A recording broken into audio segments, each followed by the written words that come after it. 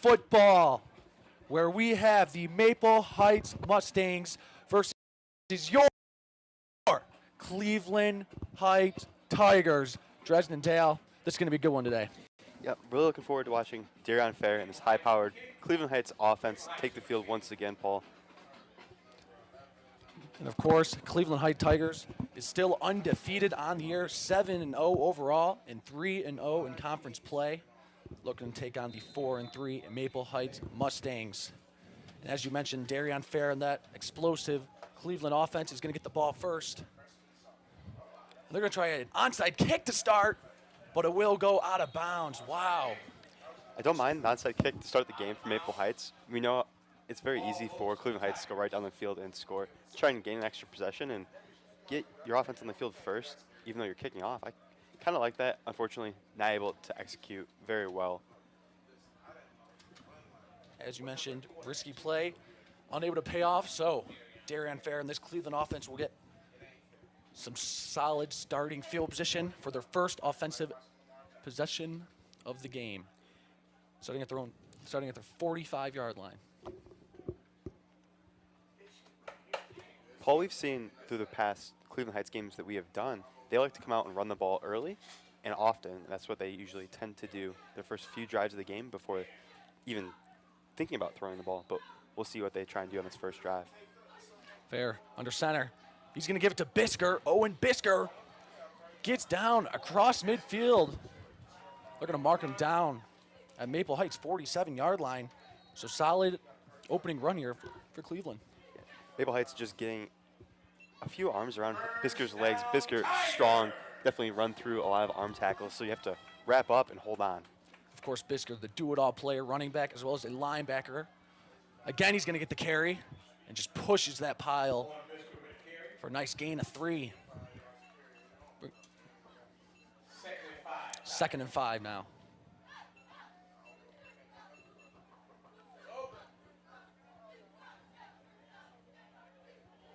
On a cold, windy October night here in Cleveland.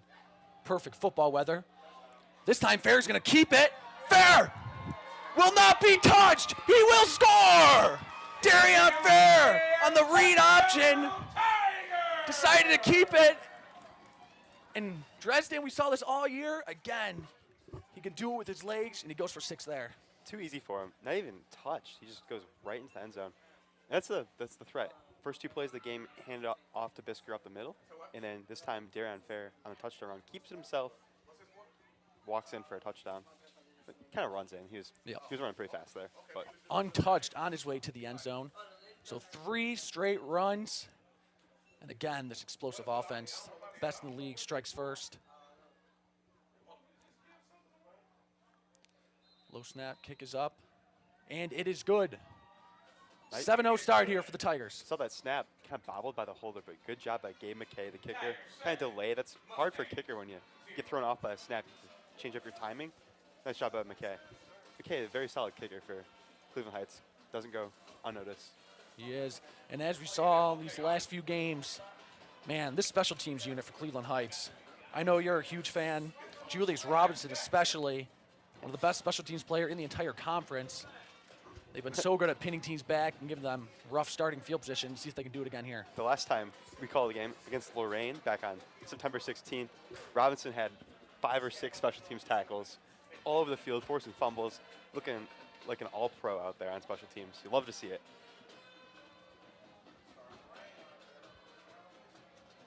Just 45 seconds into this one. Already 7-0 Tiger lead. Looking to go 8-0 on the year.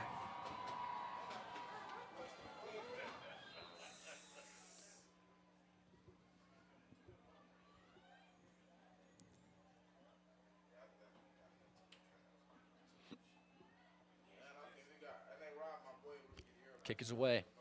And it's going to be a squib kick. Going to be scooped up at the 30. Trying to get the edge, and he will go out across the 35-yard line. That was scooped up by Ashton Pugh. And now we will see this Maple Heights offense for the first time today. And it's going to be tough for them to keep up with this Cleveland Heights offense, but I think the key is here, Dresden, got to get some confidence going. at least try to get a few points, if that's a field goal or something. Yeah. Hang in there. Maple Heights, their offense, they can put up points. Past 2 weeks, went for 34 last week and then 32 the week before. Maple Heights actually opened up the season against Cleveland John F. Kennedy, scoring 72. So if there's a team to put up some points on Cleveland Heights, Maple Heights is the team. We're going to see Ed Robinson. Takes a direct snap. Trying to get the edge. We'll pick up a gain of 4 before being knocked out of bounds. Interesting play design there. First play from scrimmage. Give it to the explosive Ed Robinson, running back. Nice pick up of 3. Key is against Cleveland Heights, trying to stay ahead of the chain. So getting positive yards every play. Gotta not fall behind. Can't make mental errors. Can't jump off sides. False start or have any holding penalties or anything like that to set you back. Again, Robinson in the shotgun.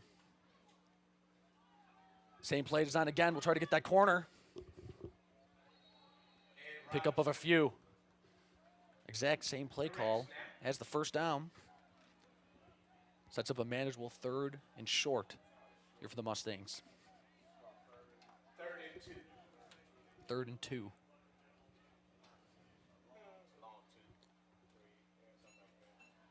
Again, keep an eye on Owen Bisker, that linebacker, number 24. Like you do a lot of different things with him.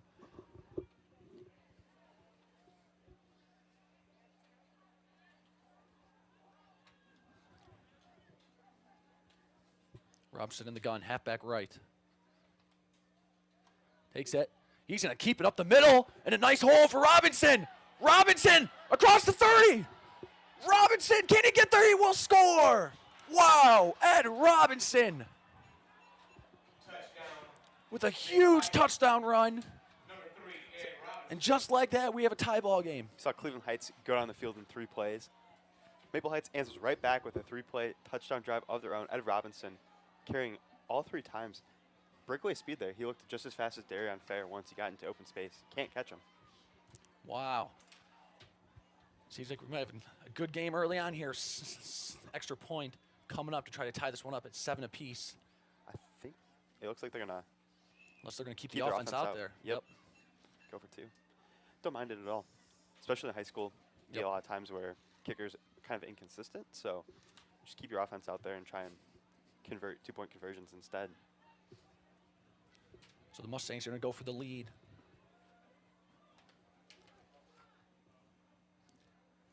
Now we got Dewan King in the shotgun. He takes it. He's going to hand it off to Baker. Baker trying to get the corner. He will score. So the Maple Heights Mustangs give up a touchdown drive on their first, but their offense returns the favor. And a successful 2-point conversion will give them an 8-7 lead. Great job by Jvm Baker there, trying just to get to the edge and basically beat the defense with his speed to the pylon, get in the end zone for a 2-point conversion. Show off his speed there, able to pick up the 2 points, and give them an early lead. Yeah, I mean, kind of interesting play calls there. Of course, we saw Ed Robinson take the only 3 snaps in shotgun of that drive. Then in that 2-point conversion, we saw Dewan King, the quarterback, hand it off to Jvm Baker, who was able to punch it in. I think that's a good sign if you're Maple Heights. You know, the push their offensive line got in that first possession obviously paved way for that huge Ed Robinson touchdown run.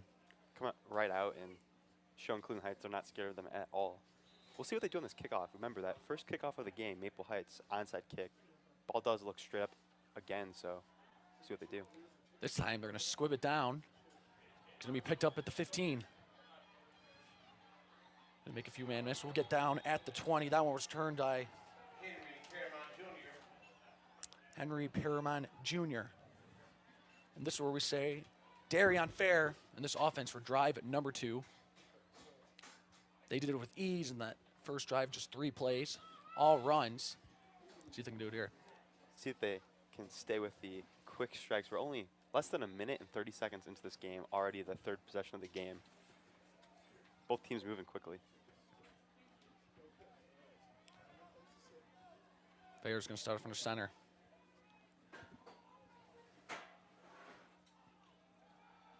Hands it off in the end round. Pick up of a couple. That was the running back Marquis Davis with the 2-yard gain. Yeah, Darren Fair and Owen Bisker, we called their names a lot in that first drive, but Marquis Davis himself he's only a sophomore, can break off tons of long runs himself. Now this time Fair is going to keep it. And he's off to the races. Down the sideline. This is John Gordon across the 20. Can he get there? He's wrestled down at the 5-yard line. So, wow, another huge Cleveland Heights run. This time by Josh Gordon. And again, already in the red zone and threatening. First down, Tiger. The tempo already lined up again. Cleveland Heights moving quickly, trying to get some more points on the board. This time going to hand it off to Bisker. Can Bisker score? He does. Owen Bisker will give Cleveland Heights the lead. And again, just a 3-play drive, all on the ground. Thanks to that huge run by John Gordon, showed off his speed. And Owen Bisker was able to punch it in. 9 plays already for both teams, and we have 3 touchdowns. Again, all on the ground. Have not seen a pass. I know it is a little rainy out there, so maybe might play into their play calling a little bit. Maybe try and run the ball even more than normal because of the rain. But And Gabe McKay's kick is up, and it is good to bring the score to 14-8. Cleveland Heights back on top. Wow.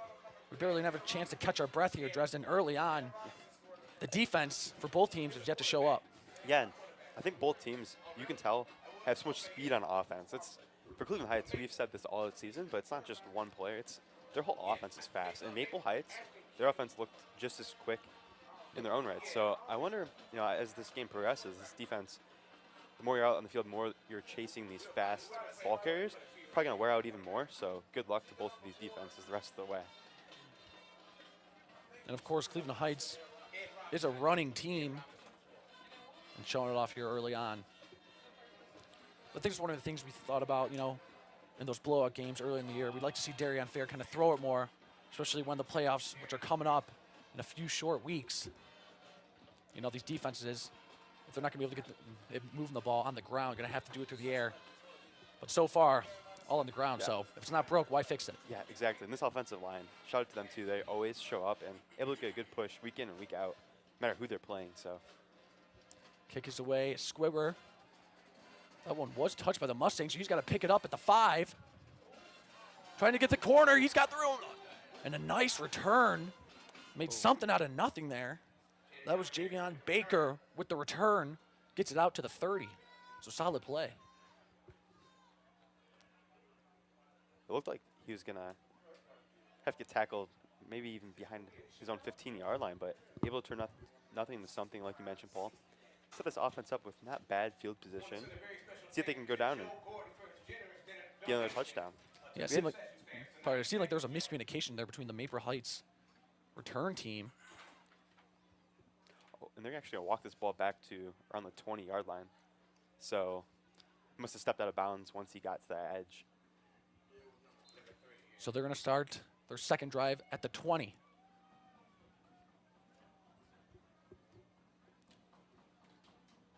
Formation, another direct snap coming up. He's taken down.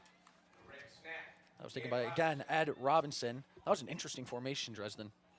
You had 5 Mustang players in the backfield there. So they're throwing anything and everything at this Heights defense. Yeah, they had, first drive they came out one of the plays as well and had 2 upbacks in between the quarterback and the offensive line. So definitely showing Cleveland Heights different formations and give them different looks.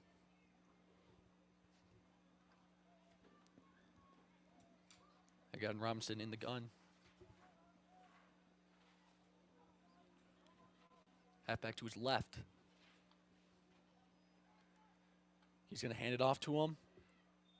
Tough few yards there for Jvm Baker. Bring up 3rd and 4. So on that last play, 2 receivers up top to the left, both on the line of scrimmage. So that means that end offensive lineman all on the right side of the formation is actually an eligible receiver. So pay attention to that as this game goes on. when you start mixing up formations and having multiple receivers on the line of scrimmage on the same side of the field, that can throw off a defense because they're not used to having to look at that. You just assume receivers are the eligible receivers, but that can throw things off. And see if Maple Heights can exploit that later on in the game. Again, we're going to have that 4-player set in the backfield. Robertson takes it. Again, the direct snap. He's going to keep it. And he will be lucky enough to get back to the line of scrimmage. So on 3rd and 4, a big defensive stop there for the Tigers. Now it's decision time here for Maple Heights. I really like what I saw Owen Bisk on that last play. Fired up from his middle linebacker position. At least forced the run to cut back inside and wasn't able necessarily to wrap up on the tackle, but forces the ball carrier to force back inside, which is just as important as anything. So now interesting play call here. 4th and 2 from their own 28-yard line, but the Maple Heights are going to decide to go for it. Regardless of the outcome, I love this. You can't expect to keep Cleveland Heights. They're going to go down and score every time they have the ball, so might as well try to do it yourself. Again, he's going to keep it on the direct snap, but he's going to be stopped short of the first down marker. Wow. Again, they tried that direct snap to Ed Robinson, and that one is blown up. So huge defensive stop. After giving with that first drive touchdown, they get a little bit of revenge on that 4th down stop. Now Cleveland Heights short field again. See if they can add more points to the scoreboard. I don't mind that aggressiveness at all by Maple Heights. Look, your defense hasn't shown you that you can stop Cleveland Heights whatsoever. Might as well try and keep your offense out there on 4th and 2. Trust your offense to pick up 2 yards. Fortunately, they were not able to, but. And now the rain really starting to come down here. See how that affects the play. It's not going to be an end around again for Cleveland Heights. This one's Marquis Davis. Davis going to get to the corner here. Will score. Marquis Davis. One play. Another 6 points for the Tigers. Wow. Does look like there might be a flag on the field. Let's check it. That was another nice run from Marquis Davis. He off to a great start in this game. Cleveland Heights, they love doing those end arounds, get their athletes in space, and once they get the edge, man, it's over. Yep. None of these guys can be caught. They're all fast. It looks like flag might be on Maple Heights. Not really quite sure yet.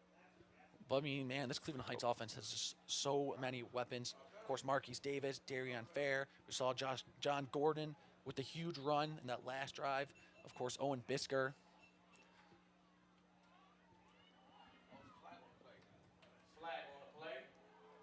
There's a flag. So looks like that will negate the touchdown run from Marquis Davis.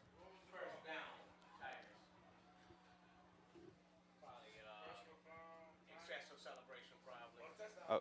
No, they will call a touchdown. Touchdown still stands. So Marquis Davis will get credit for the score. Seems like they've picked up the flag. I wonder if it picked it up, or maybe they're just going to assess it on the kickoff. We'll see. But another nice, quick drive by Cleveland Heights. One more play. Quick, easy touchdown by Marquis Davis.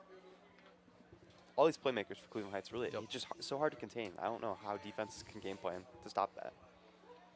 Really an embarrassment of riches for this team. As Gabe McKay, another weapon, knocks that one down. Put the score to 21-8. Rain starting to fall here. Cold night. The umbrellas are out. But has not slowed down this Cleveland Heights offense. 3 drives, 3 scores. Something we've seen from them, too, is sometimes they do fumble the ball. Darren Fair has fumbled the ball a couple times this season on some of his handoffs, but rain so far not affecting him whatsoever. Done a great job in this game. 21-8, Cleveland Heights leads with 7:08 left in quarter number 1.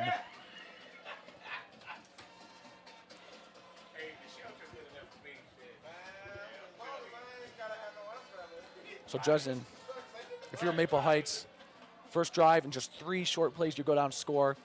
Drive number 2, of course, got stopped on 4th down, 1 forward in their own territory, was unable to convert. Drive number 3, do you stick to the ground?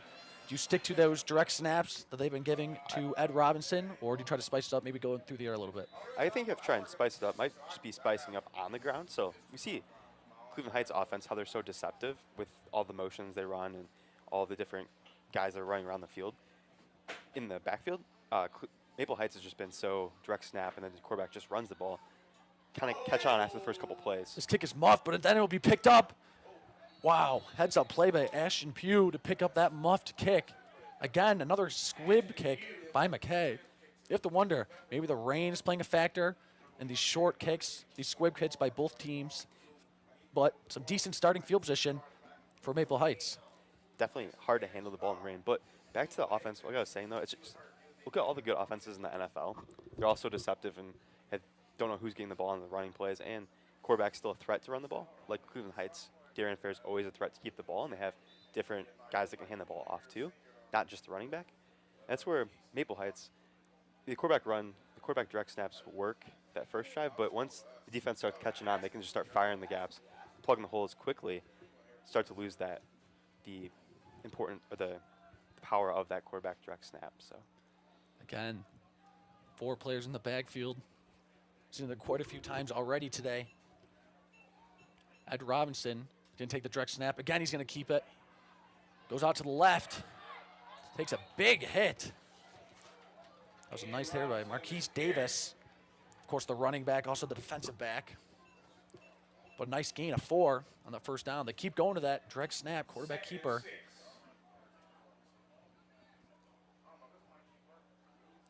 But Cleveland Heights has been starting to catch on. Stopped them last drive. Not much there on first down.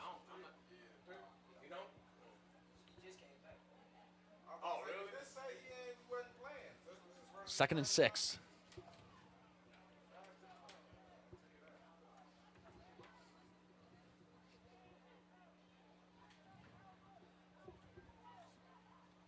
Robinson gives it to Baker. Baker trying to get the corner, and he will get knocked out of bounds at the 45-yard line.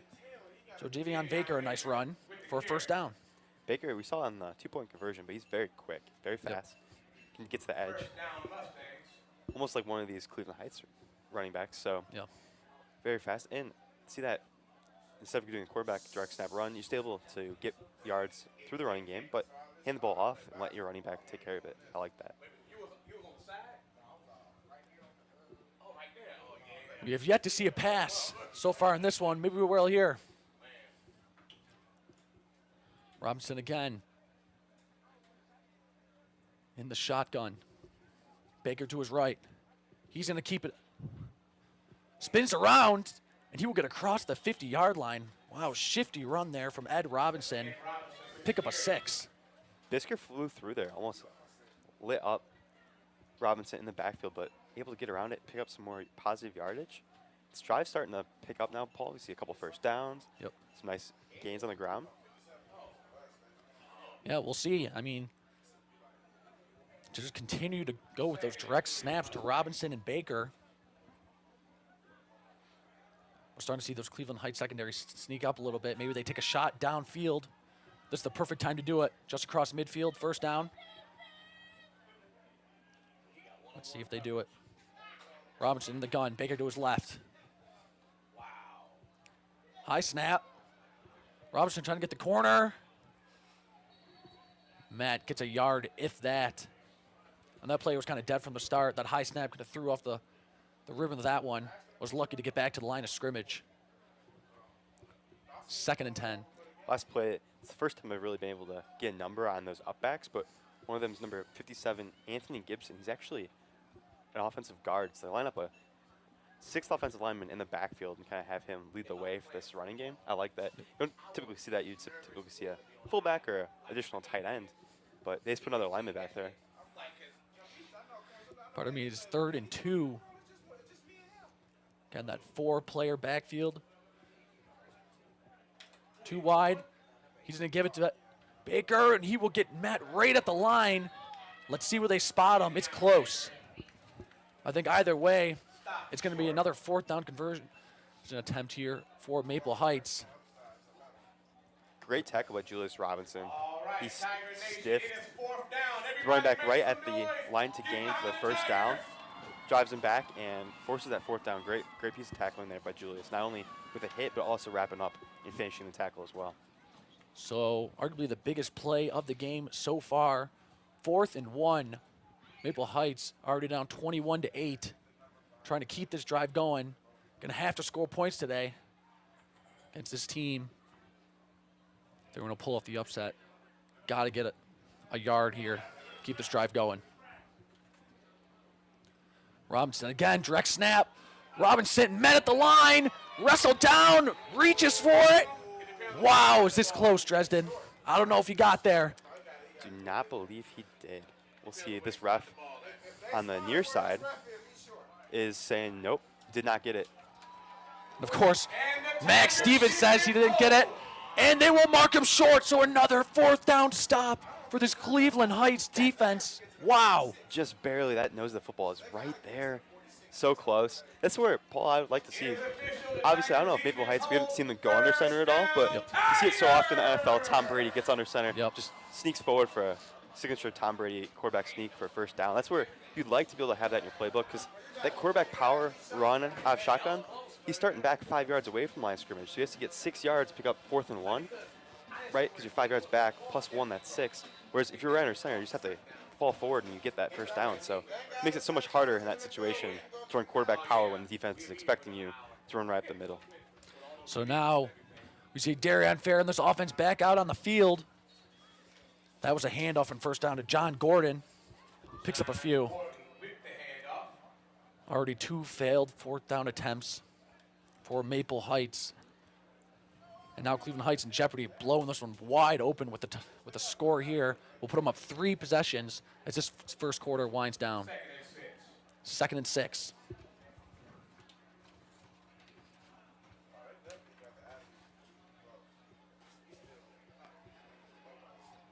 Fair under center. End around. Fair's going to keep it. He's looking to throw. Takes a shot downfield. He's got Rogers. Did he catch it? Knocked away. Beautiful defense by Maple Heights. Knocked away by Kendall Brown with the defensive play. Intended wide receiver was Deshaun Wyckoff for Cleveland. You saw Darian Fair rolling to his left, setting up decent throw on the football, just unfortunately better play by the defense there. I really like that play, though, by Cleveland Heights. I mean, Fair, he had plenty of room. I think he had the option of just taking off. Would have picked up well past the first down. But instead took a shot. But like you mentioned, tremendous defense. Looks like illegal man down the field penalty on Cleveland Heights, so actually a loss of 5 there. Wow. Wonder if that had some factor. Offensive line maybe thinking Fair was going to keep it, get upfield and block for him, but threw the ball instead. This time Fair's going to hand it off again on that end around. This is to Davis. Davis getting the edge, and he's knocked out of bounds at the 25-yard line. So another huge pickup for Marquis Davis.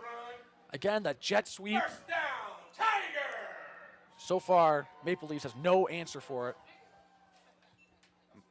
Marquis Davis comes around that end round. He's a little bit bigger, taller of a back.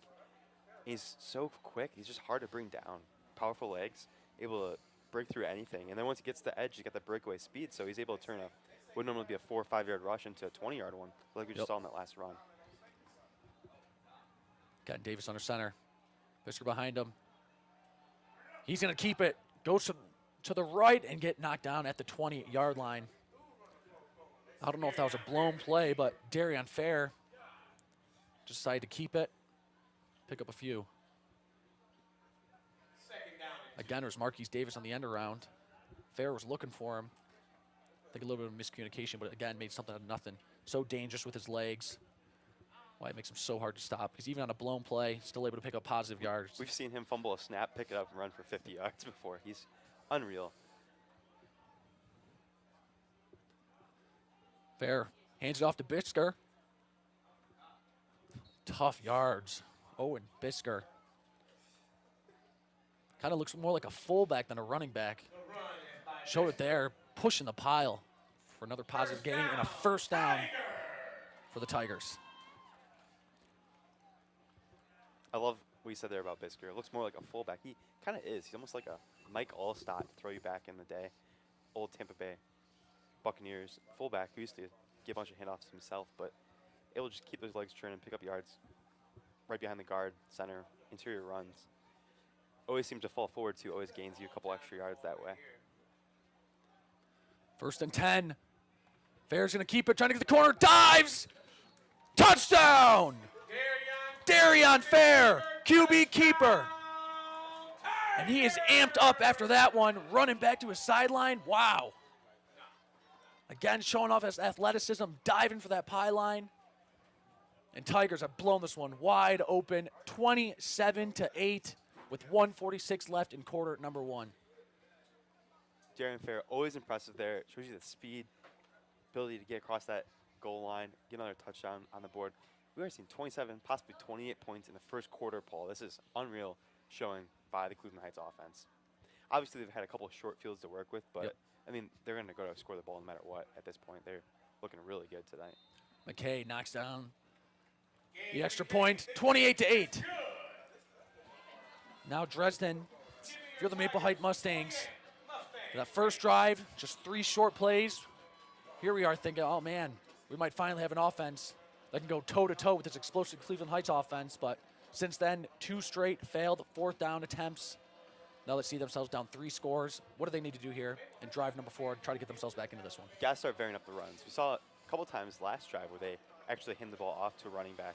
Yep. And it works, right? Because when they just run that quarterback power play after play, it just has not been working for them as well as did that first drive. So got to show some varying looks. Also, they have those one-on-ones out there at receiver. Maybe start trying to take advantage of that. I know maybe might not typically throw the ball as much, but it's 28-8, so you got to try and reach your playbook, find something that will start working. And we have seen in the past where Cleveland Heights defense, secondary a little iffy at times. They have a lot of the possibility for big plays. And there's one, I would say, a weakness, not really a weakness of the team, because they don't really have much weakness on defense, but one area you can try and exploit if you're Maple Heights offense, possibly. I think, as you mentioned, that's going to be the key. A lot of those one-on-one matchups on the outside challenge these Cleveland Heights safeties and corners by taking a shot downfield. Went to that quarterback keeper one too many times. Cleveland has caught on. Will they change it up here in drive number 4? McKay's kick is away. Another squib. Scooped up. Nice return across the 40. I believe that was Jvm Baker with the return. First down, Mustangs. Of course, Ed Robinson has been taking the majority of those snaps. We saw in that 2-point conversion, it was Darion King, the quarterback. We'll see if we're going to see him more in this drive, especially if they're going to start taking some shots downfield. Oh, right. Yeah, he graduated 95. Damn, oh, wow. It will be Robinson again. LeVar Floyd, I just saw that day a couple weeks ago. Baker to his left. Again, those one-on-one matchups on the outside. Will they take advantage? Robinson, he's going to keep it this time. QB Reed hung on to that one for a long time, decided to keep it last second. Pick up a couple. Sometimes you see on those quarterback reads that they hold it a little bit longer. Defense will over-pursue to the running back, so create some cutback lanes for that quarterback. Fortunately there, Cleveland Heights just all over that, swarming to the football. To no avail there for Ed Robinson whatsoever. Just over a minute in quarter number 1. Rain coming in and out here on a Friday night.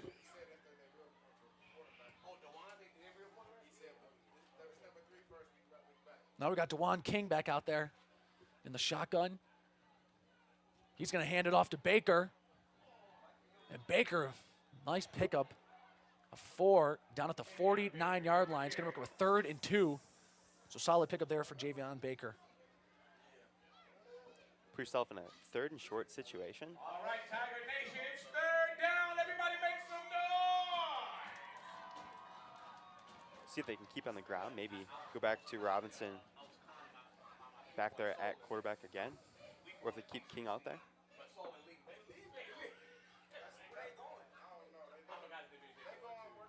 3rd and 2. King still out there. Baker to his left.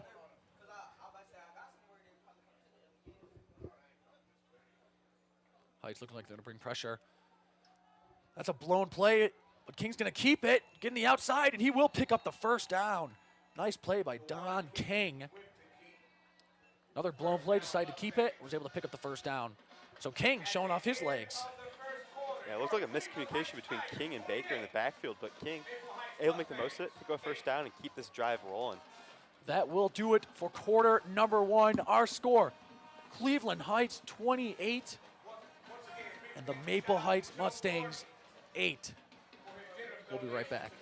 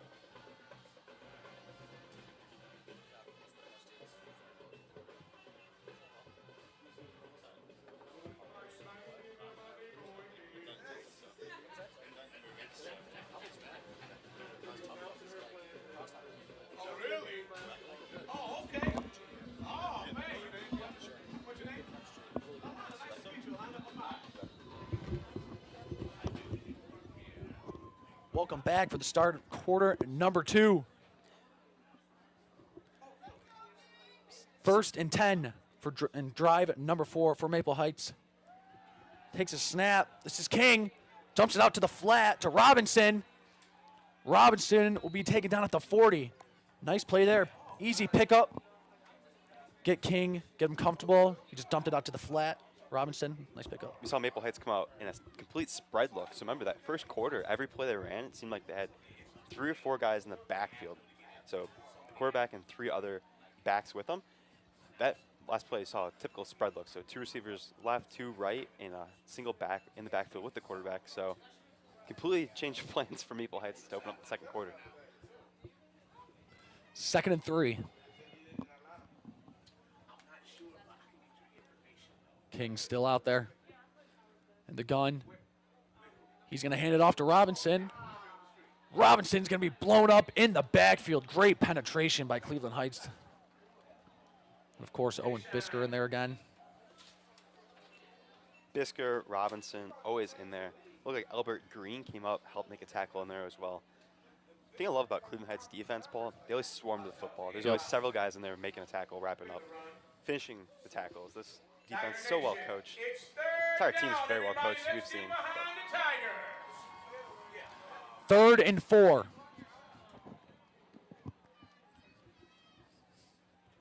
Already 2 for 2 on 3rd downs this drive. Can they keep it going? In desperate need of points to get back in this one. King out there. Robinson to his right. 3 wide. Takes a snap. Throws across the middle. Caught! Across the 20, and he's wrapped down at the 15. That was caught by Tylen Cannon, the sophomore for the Mustangs, and a huge pickup on 3rd down. Now this offense is rolling inside the red zone. Had all slants on all receivers, so trying to just to get inside your defender, pick up a first down. Great ball by King, throwing to Cannon. And now, Paul, we're starting to see them move the ball through the air a little bit more, adding more diversity to their offense, and I like that. It's making Cleveland Heights not just have to deal with quarterback power run up the middle now. Yeah, they have not only the running game, but you also have to factor in the pass now as well. So I'm liking what I'm seeing out of Maple Heights to start the second quarter. Seems like DeJuan King has brought a new spark to this offense. He has it, takes a shot to the end zone. Wobbly throw, but it's caught. Nice catch by Ashton Pugh. There is a flag down. It looked like Pugh got hit at the top of his route, so I don't know if that will be on a defensive holding or not, but nevertheless, another nice execution there by this Maple Heights offense. Not the prettiest throw by King. And you're exactly right. Dresden's going to be holding on the defense. I did really like the route concept as well. It had a out to this side of the field, so it's outbreaking routes a little bit harder to deal with as a defender when you have inside leverage, which we've seen Cleveland Heights line up in now several times. So Maple Heights starting to really show some signs of life through the air. Again, keep going back to that as much as you can the rest of this game. The refs talking it over at midfield, deciding where to spot this ball.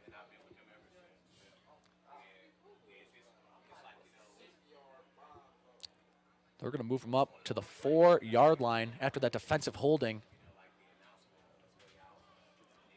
So you have to think, Mustangs got 4 plays trying to punch this one in, make it a 2-score game again. Robinson back in there at quarterback. Baker to his right. Robinson's going to keep it. Oh, beautiful tackle. That one was blown up in the back. That was by Julius Robinson. That is your man, Dresden. Wow, was he in there in no time. Always in on the play. Just takes it off, right? He timed that up perfectly. Gets in the backfield. Hits quarterback. Hits the direct runner there. Robinson in the backfield. Doesn't necessarily wrap up, but hits him hard enough to knock him off his course and force him down. It's exactly what you need around the goal line, right? Athletes making plays in space if you're defense. Fly up to the football, make a play, and make a decisive hit. Now, second goal, we'll see it going back to this Robinson in the gun. See if they keep it on the ground here. Pugh and King alone. He's going to keep it. Robinson trying to bounce it to the edge. Can he get there?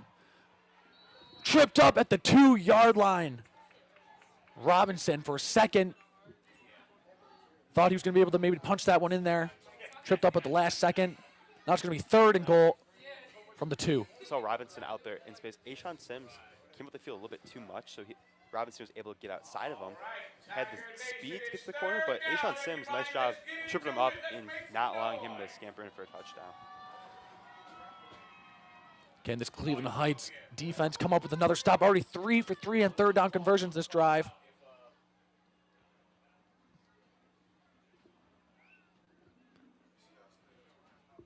Robinson again in the gun. Kind of interesting to see him go back to Robinson in the gun, considering how much success King has had. He's going to keep it, and that one broke.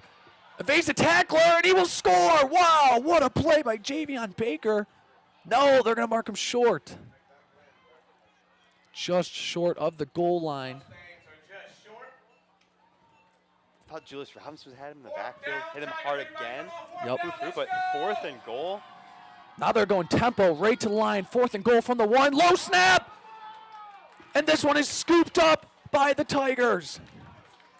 So another 4th down stop for the Tigers. This time at the goal line. Wow, what a play. What a way for Cleveland Heights. Gave up some yards through the air that drive. Definitely looked more vulnerable than they have on any other drive. And he stepped up on the goal line. Forced a 4 and out from the goal line. And Paul, I don't know if I love Maple Heights going back to the Robinson in the gun. Just too predictable, right? They just keep running the ball up the middle out of that. Not too much variability in the play calling, where they move the ball down the field through the air very well all drive. I think you're exactly right.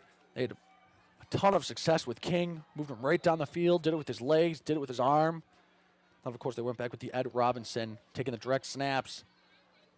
4 plays and nothing to show for it as that 4th down. They go tempo, fumbled the snap. And now Darian Fair is back out there. Have yet to not score a touchdown. Paul, I would love to see Darian Fair 97-yard touchdown run right here. Instead, they're going to hand it up the middle. That was to Bisker.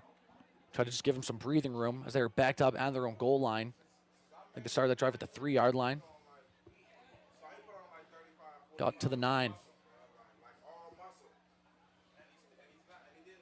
2nd down, just over 7 to play in half number 1.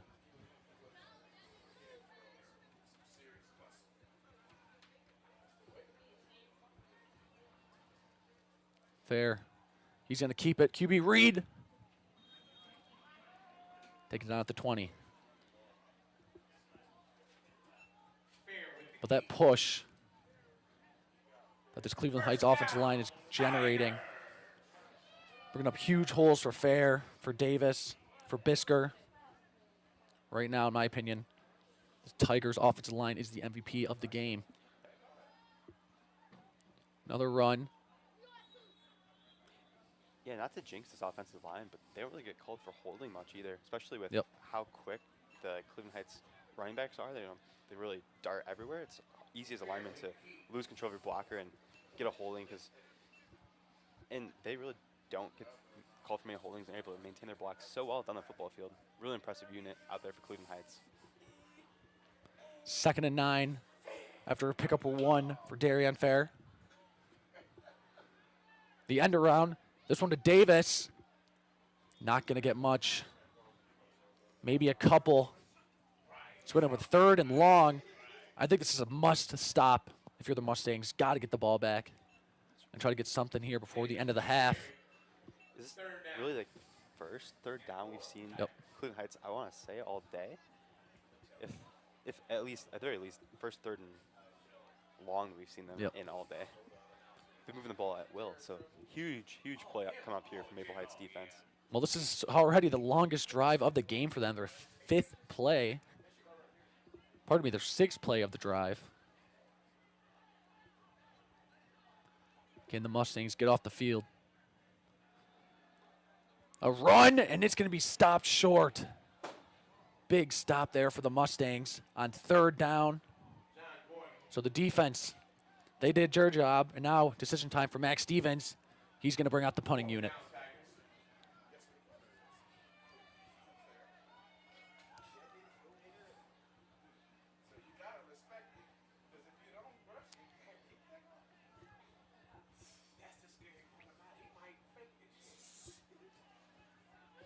And of course, Fair, not only the quarterback, but also the punter for the Tigers. You can see they don't punt often. So a rare sight to see Fair back there. How many times have we seen them punt this year? Very few. Very few. The punt is away. And wow, it's going to take a Cleveland Tigers bounce across the 30. That one's going to be down at the Mustangs' 27-yard line. Almost saw Keon Prince get back there and block that punt before Fair got it away. Came unblocked off the edge. Would be a huge turn of events there for Maple Heights, but now they're backed up in their own field position. But how about Darien Fair? Pretty nice punt. Of course, not his usual position, but switch fields with it. One of the best punts we've seen this season from him. Took a nice bounce as well. Yep. Special teams unit, as always, hustling down there and covering the kicks very well. So well coached here. Special teams at Cleveland Heights. You can always tell how well coached a team is based on their special teams unit, and it's exceptional. 4:30 remaining in half number 1, 28-8. Cleveland Heights leads.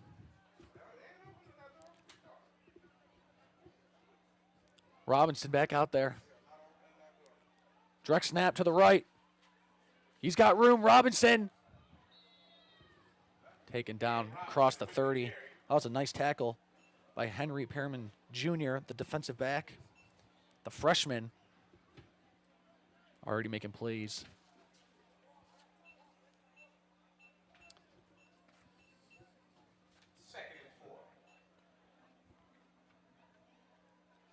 Okay, we saw them last drive, Maple Heights. They came out, started throwing the ball around with Dayon King with more of a spread look, and that really just opened up the game for them. Able to get some easy yards through the air. We'll see if they go back to that all on this drive.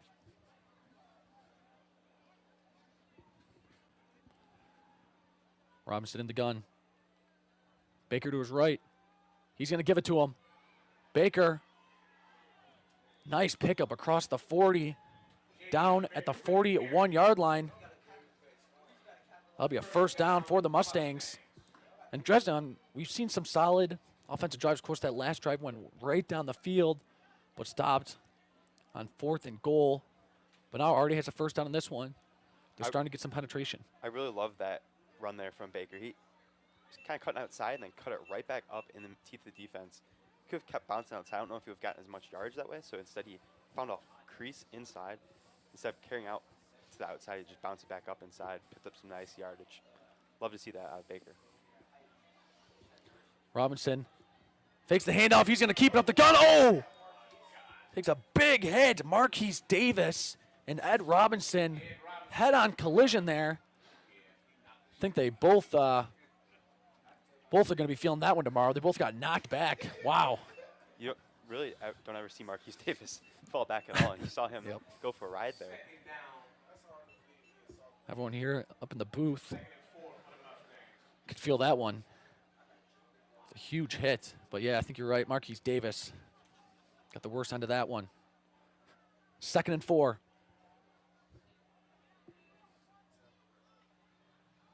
Robertson has it. Gives it to Baker. And, wow, he is knocked backwards. I think he hit his old line on that one. Believe, might have seen Justin Bigham there, the defensive lineman, push back one of the Maple Heights offensive linemen back into Baker there. Kind of just exploded it out into the lineman's chest and pushed him back enough just to trip off Baker and force him down. That's a great play by a defensive lineman. Might not be able to make the tackle, but at least force the lineman into him, use your power to affect the play. Number 66, Christian Allen. It's the offensive lineman who got pushed back for the Mustangs. Just over a minute and a half. And half number 1. Robinson, blown snap again, and that one is going to be blown up in the backfield. If you make a mistake, this Cleveland Tigers defense will make you pay. And now Max Stevens is going to quickly call a timeout as he's looking to get the ball back for a chance to score one more time before half. We've seen a couple of mistakes now on the snap from the Maple Heights offense on back-to-back possessions. Remember on the goal line on 4th down last drive, muff snap, and then here on 3rd down, that snap kind of killed the play right away. So if I'm Maple Heights now, I know they've went for it on 4th down early in this game, but 4th and long, you got to try and punt this ball back, get your defense out to make a stop before half, because you can't give Cleveland Heights a short field in this situation. Under 90 seconds. I assume we're to see the Mustangs punting unit, but already went for it 3 times today.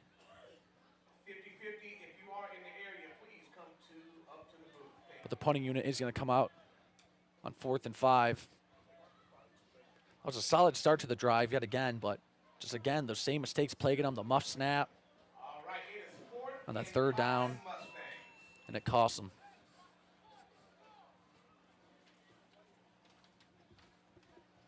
Punting here for the Mustangs is going to be De Niro, Locklear.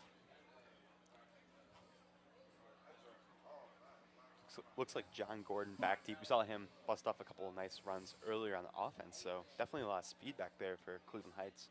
See if they can get into Maple Heights territory here off this punt. You remember back in the day when we used to go to games and we used to wear our hype shit, like, you know, even if it wasn't even a hype game. We were walking. Yes. On his way, it's going to be a fake! Fake punt for the Mustangs! It is caught by Baker! Baker's across the 40, he's taken down! Wow, in Tigers territory. Huge play, a fake punt, Dresden, on 4th down, but it works to perfection.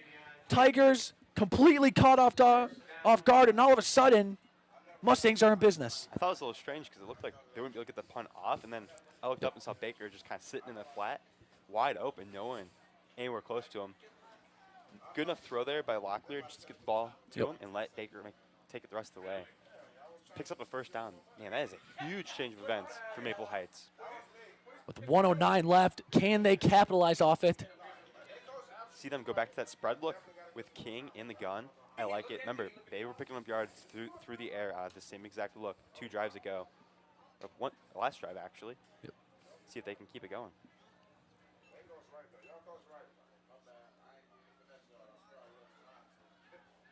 King in the gun, under pressure, he's going to keep it. Escapes, King up the middle, bounces out to the outside. He's trying to get to the sideline. Did he get out? He does, wow. So King showing off his speed. Right from the start, had no time to throw, just decided to take off. So he would pick up some positive yards. Saw King run around probably 50, 60 yards in the backfield, going going horizontally as well, just to pick up 2 to 3 yards, but avoids the sack and gets out of bounds, stops the clock. That's the key part of the play there for Maple Heights. Now the clock is stopped, still 52 seconds left, and you still have, I believe, 3 timeouts, so time not really a factor the rest of the way in this half. Of course, those 3 timeouts, critical. So I can keep it through the air, or you can, still put it on the ground. King out there. They're going to throw it across the middle. Slant pass. That one is dropped. Austin Pugh. Beautiful throw by King. Right in the chest. Just bounced right off. Great play call. They start off in the spread. 2 receivers left. To the right. Motion one of those receivers from the right side back to the left, leaving one-on-one with Pugh on the other side. Easy pitch and catch there. You've got to convert that. If you're Pugh, you have to hold on that pass and either pick up a first down or at least a 3rd and short. Again, the miscues for Maple Heights starting to kind of compile here, Paul, adding up very quickly.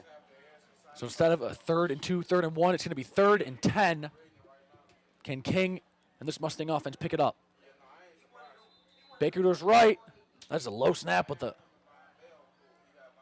whistles are blown before the snap.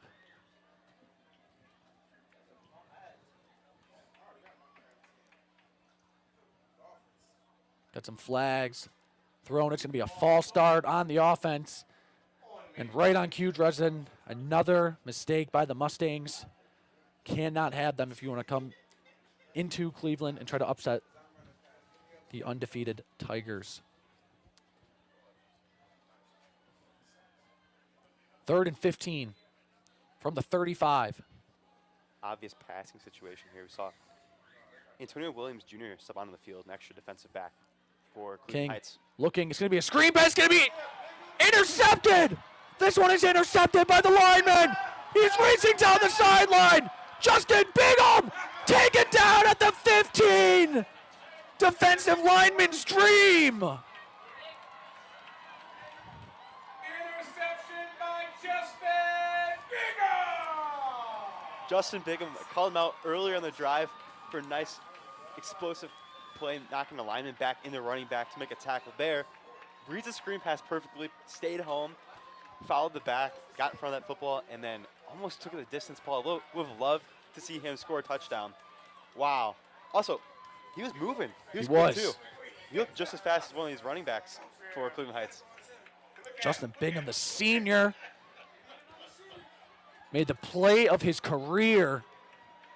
Nearly took it the distance, and that lit up the crowd for the biggest play of the night so far.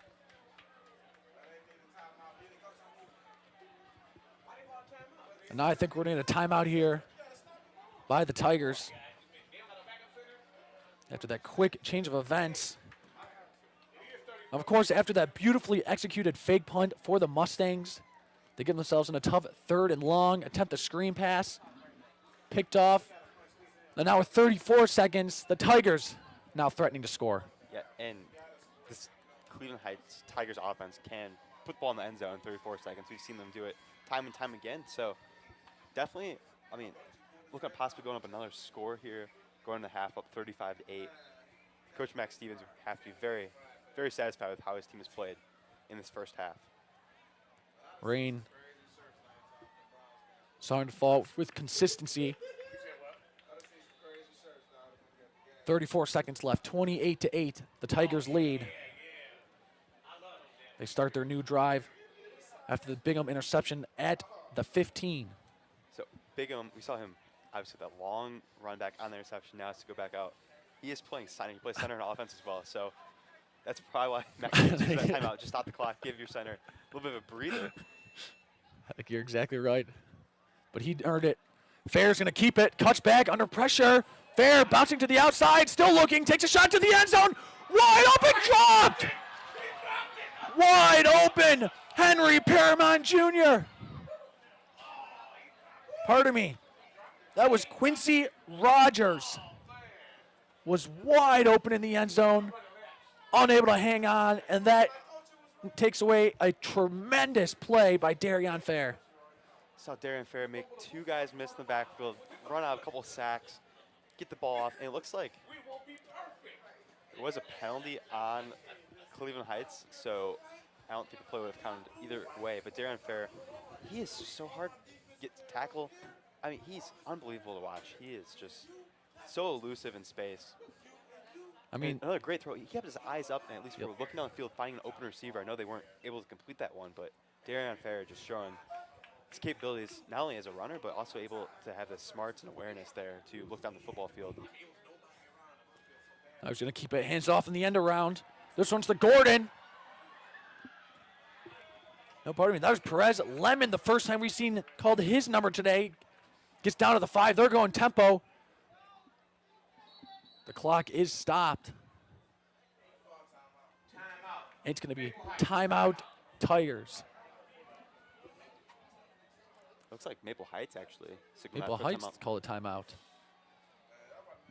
Interesting. I wonder if they just didn't want to be caught off guard there, but definitely interesting because only 16 seconds left. It would have forced possibly Cleveland Heights to use their last timeout of the half. Yep. But of course, a huge drive here to end the first half. If Mustangs won't have any chance in half number 2, they got to find a way to hold in the 3 points. remember, Maple Heights gets the ball out of the half, so if you're able to have a stand here, score your first drive of the second half, able to make a 2-possession game. If you give up a touchdown here, though, it really puts you in an even bigger hole.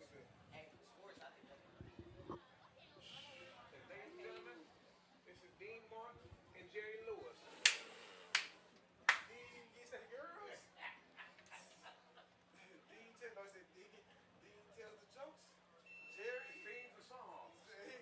That was the first time we've seen Perez Lemon get the carry for today. Nearly got in, taking out the 5. One of their bigger wide receivers.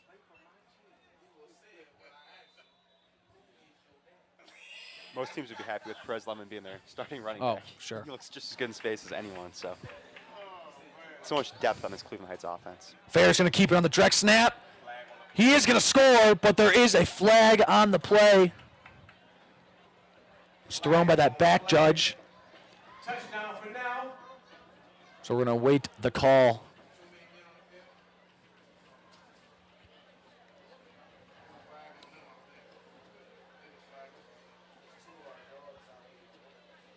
I believe they had 12 men on the field, so you come out of a timeout with 12 men on the field. Again, it's another miscue you just can't expect to get away with and beat Cleveland Heights. Come out of a timeout, you can never have 12 men on the field, just like Too many men on the field. Too many men on the field, and they still could not stop Darrion Fair from punching it in. The touchdown is official, 34-8. Tigers lead with 12 seconds remaining in the half. honestly, I'd like to see how many men they could put on the field to try and stop Darrion Fair there. Like, he's going to get in the end zone. We know that. Yep. Put 18 out there. Put 22. And see if he can stop him even then.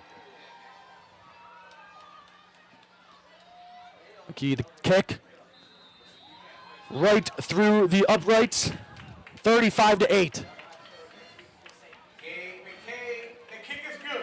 So we saw Cleveland Heights jump out to that early 28-8 lead, and then kind of go silent on offense for a little bit. That last little drive there, I really love what I saw out of Darrion Fair. And then, just again, going into the second half, typically they do start to try and throw the ball around a little bit more when they have these huge leads. I don't know if they will tonight because of the conditions, but they look. Max Stevens has to be very pleased with his team. His defense has stepped up, made some key fourth down stops. Offense has responded very well. About almost as flawless as the first half as you can get against a quality Maple Heights team.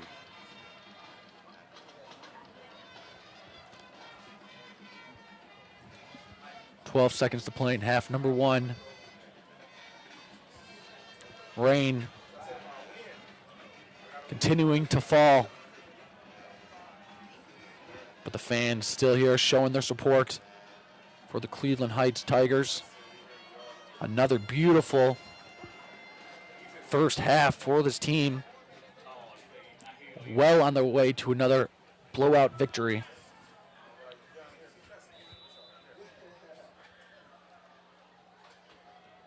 Another squib kick. Scooped up at the 30 by Pugh.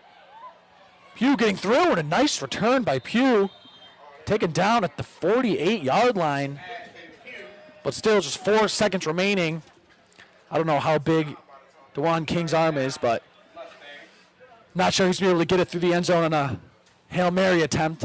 Might just see one more run and call it. Yeah, definitely, especially because of the conditions as well. Ball kind of slips.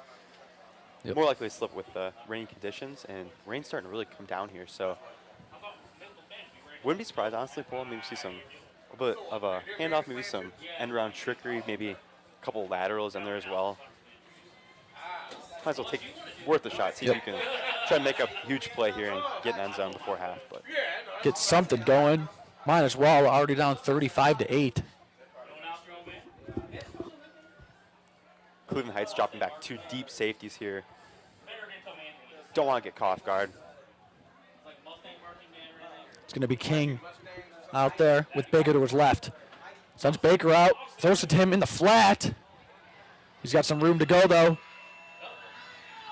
Breaks one, and he's taken down at the 30, and that will do it for the first half of play. 35-8, Cleveland Tigers lead over the Maple Heights Mustangs. Your third quarter of play will be with you very shortly. See you then. This goes back to 1987.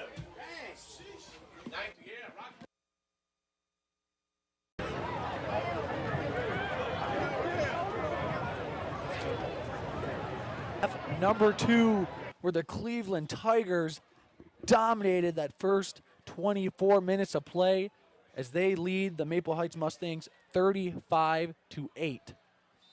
Dresden, tough road ahead here for the Mustangs if they want to try to climb back in this one. But they do get the ball to start the second half. What would you like to see from them? I want to see Dallin King back in shotgun.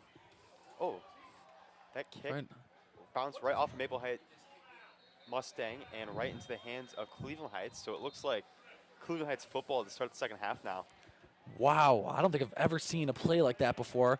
Just bounced right off the Mustangs player.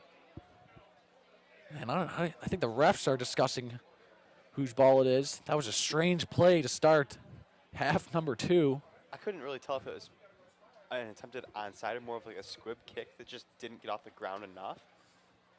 But Cleveland Heights works out for them, takes a lucky bounce right back into their arms, and Darian Fair, we get to see him start the second half. Wow, so I was just getting ready to ask you about what we need to see from this Mustangs offense to start, but another costly mistake, this one on special teams. And now we're going to see Darian Fair.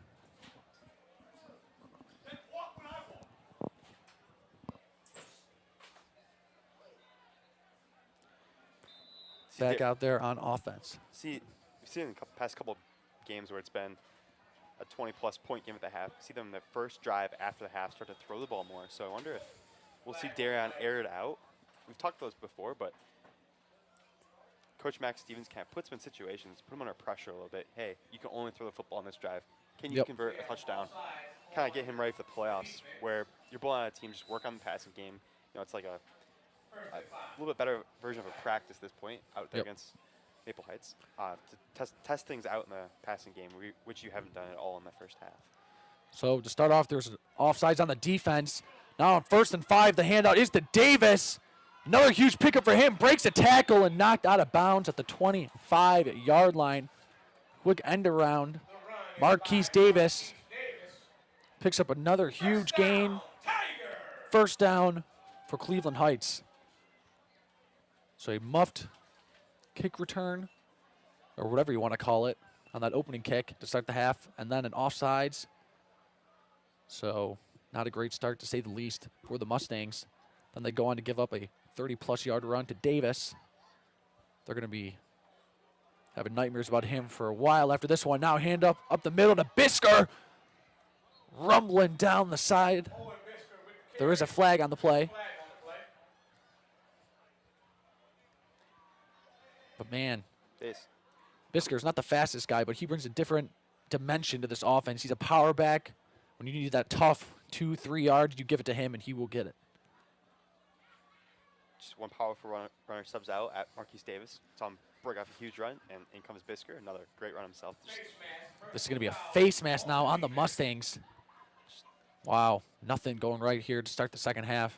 absolutely horrid start if you're Maple Heights so far. Now, opportunity though, your defense, goal to go situation. Can you buckle down, get off the field, maybe force a stop here along the goal line? So it's going to be first and 10, pardon me, first and 5 from the 5-yard line.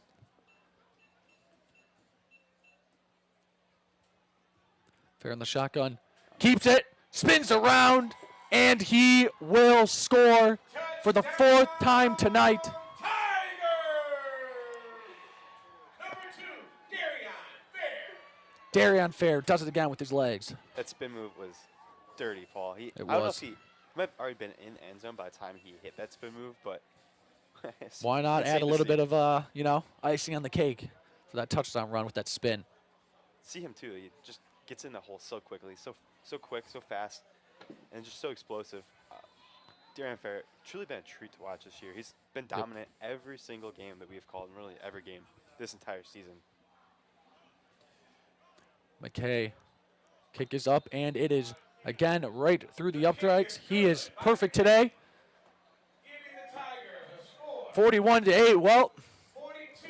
if this game was in any type of doubt to start the second half, Tigers put that one away. Darian Fair capitalizing after another Mustang mistake. Goes right down the field and punches it in.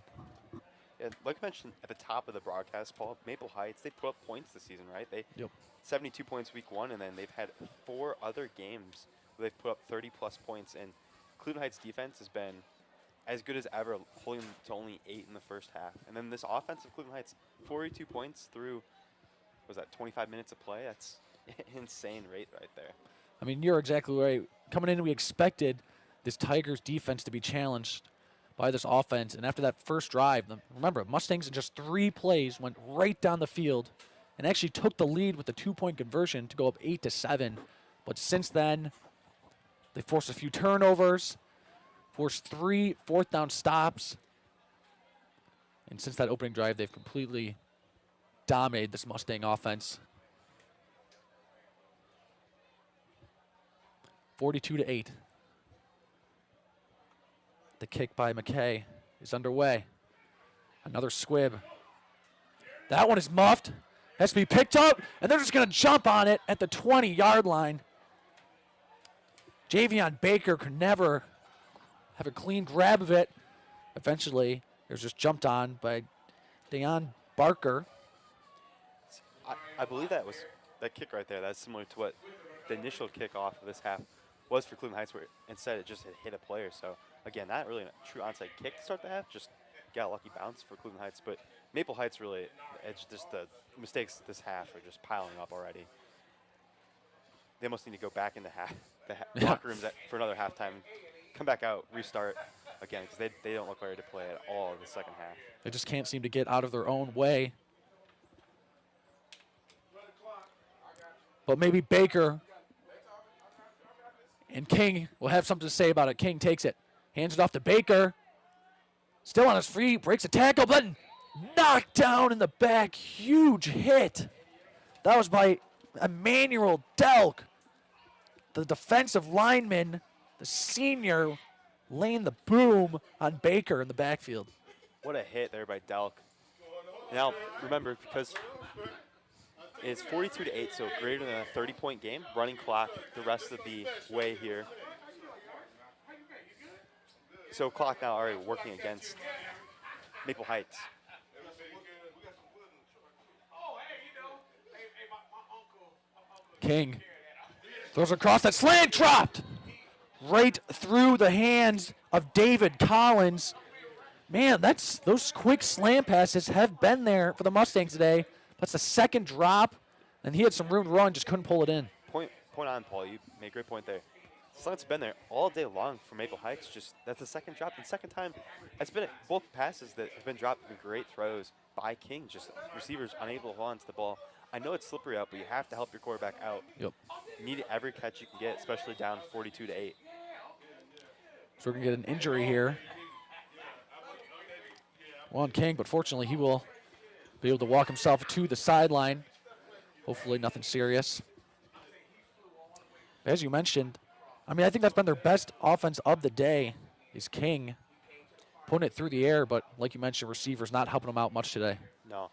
He's had a couple nice throws, on the run, able to drop back and hit some nice throws through just a straight drop back as well. Kings look pretty comfortable back there at quarterback, despite them not throwing the ball a ton today. Yep. Still out there in shotgun. Baker to his right. 3 wide to the right. Takes it, looking again. Throws it on the out route. Another drop. Beautiful throw by King on that 7-and-out route. The intended wide receiver was David Collins. He was unable to pull it in. Again, a great throw by King. You can't drop any better than that for the quarterback.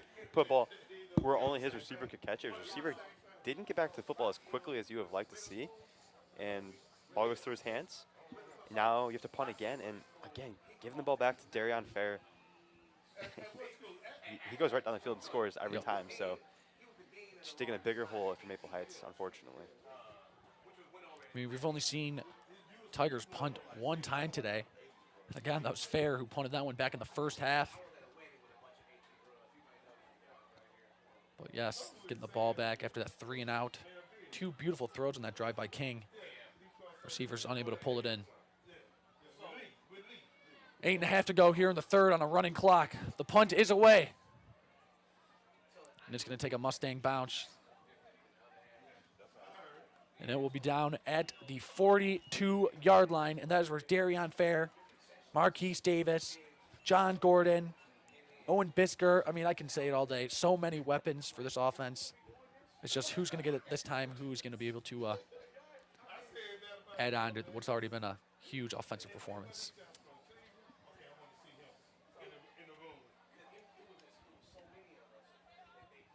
But as we've seen in past games, these blowout games, especially in the second half, the Tigers try to get something going through the air.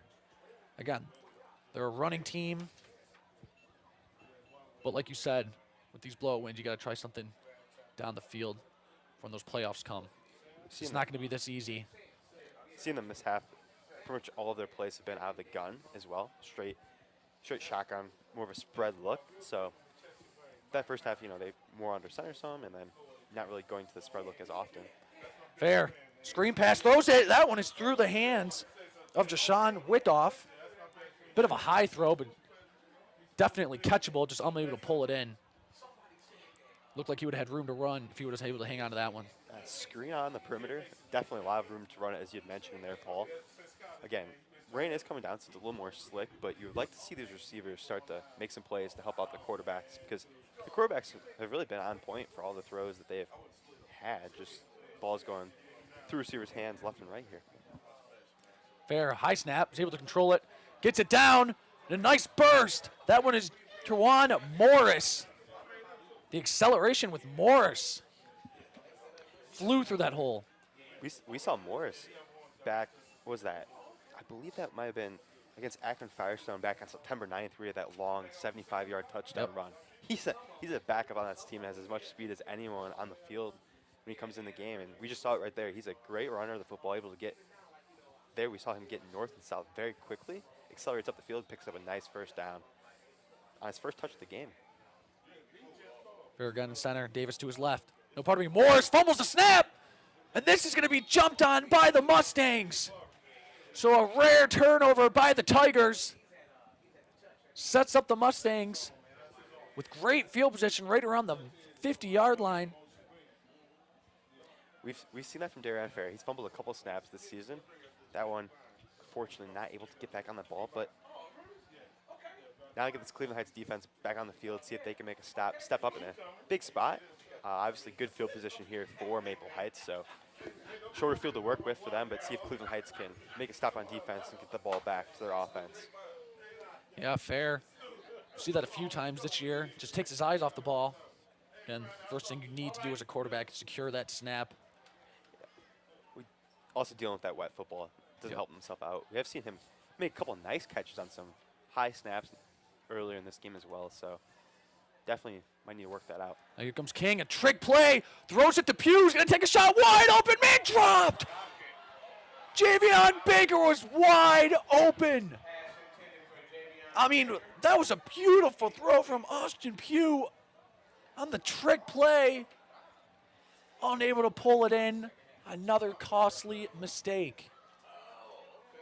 Once again, another drop by a receiver. I know it's very hard to catch football when it's raining like it is out, but it's just starting to add up here. And Maple Heights drew it up perfectly. Trick play, Ashton Pugh, perfect throw down the football field, attack wide open. We saw Jvm Baker wide open down the football field, just unable to bring it in. I can't tell. It doesn't look like Maple Heights. Many of the receivers don't have gloves on. I know gloves, as it starts to get wet, make it hard to catch the football. It looked like Baker didn't have gloves on, so surprised he wasn't able to bring that one in. Interesting set here for the Mustangs. Bunch set to the left. Again, going to throw it out, and another drop. That throw was a bit high by King. Unable to secure it was Jvm Baker. Saw them kind of go with a quad look there, so 4 receivers up top. Definitely had some room to run if he was able to bring that one in. Just kind of rushed. King kind of just rushed the throw, unfortunately. See Baker check back in here. Went over the sideline after that drop. I know he can't be too happy with himself. He's had a pretty good game outside of that drop. Jvm Baker there for Maple Heights. I wonder if they'll try and get the ball back in his hands on this 3rd down. He's really been the biggest playmaker of the game so far. I mean, Baker had a good 5 yards from the nearest defender on that drop. So again, I really think Mustangs should try to challenge this Tigers secondary by continuing to take shots down the field. 3rd and 10. King takes it, rolling out to the left. Throws it. Incomplete. King, another nice throw that roll out to the left, had some pressure come in, just steps right up, delivers a dart in a great location, just unable to make the catch again as Maple Heights. And King's delivering some absolute dimes so far in this game. Just a bunch of drops there for Maple Heights. That was De Niro Locklear, the intended wide receiver. But King, as you mentioned, rolling out to his left, threw it on the run. But Locklear was unable to pull it in. Would have been a tough catch, but definitely manageable. So in jeopardy of going 3 and out again, they're going to go for it, and why not? In jeopardy of missing out on this tremendous field position after the turnover. King's out there. Sends Donegan in motion. Takes a snap. Straight blitz. Throws it across the middle. This one is caught. He's got room to work. Breaks it. Running, and it's going to be close to the 1st down marker, but I don't think he got there. Did not get there. Good play design though. Receiver wide open, just unable to get the 1st down there. That was a straight blitz by the Tigers. So Bisker and the linebackers go right in there. So Cook was just forced to dump it off. Nearly picked it up. But after that turnover, their defense holds yet again. 4 plays, nothing to show for it. So Darian Fair and this offense will come back out on the field. If I'm Max Stevens, I'm proud of my defense stepping up there. Get on the field after a turnover, forcing their 4 and out because they went for it on 4th down, and get the ball back for your offense.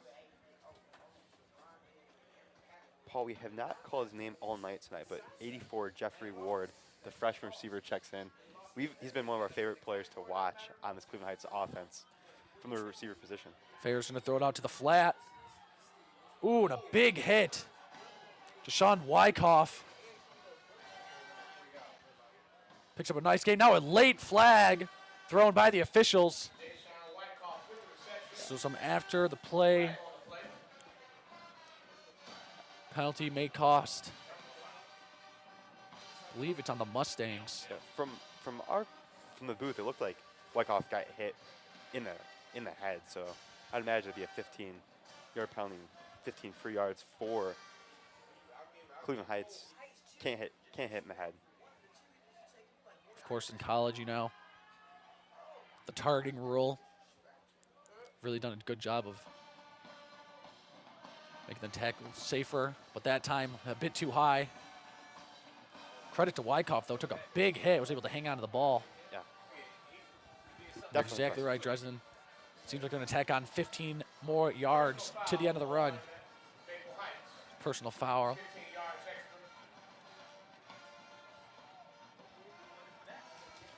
So 1st and 10 from the Mustangs' 33-yard line. Fair in the gun. Morris to his right.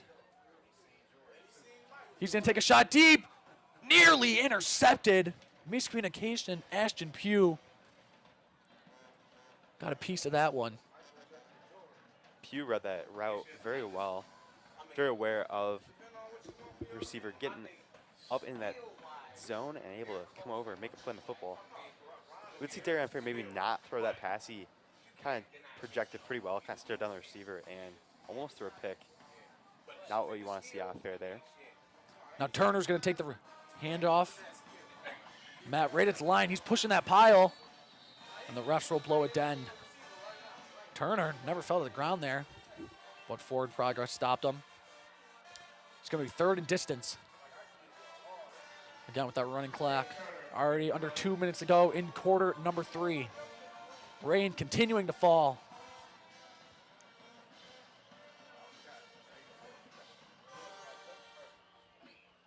Same formation. Fair in the gun. Turner to his right. 3 wide. Takes it. Fair looking, rolling out to the right. Throws it to a wide open man. It's caught. This one is Lemon. Breaks one.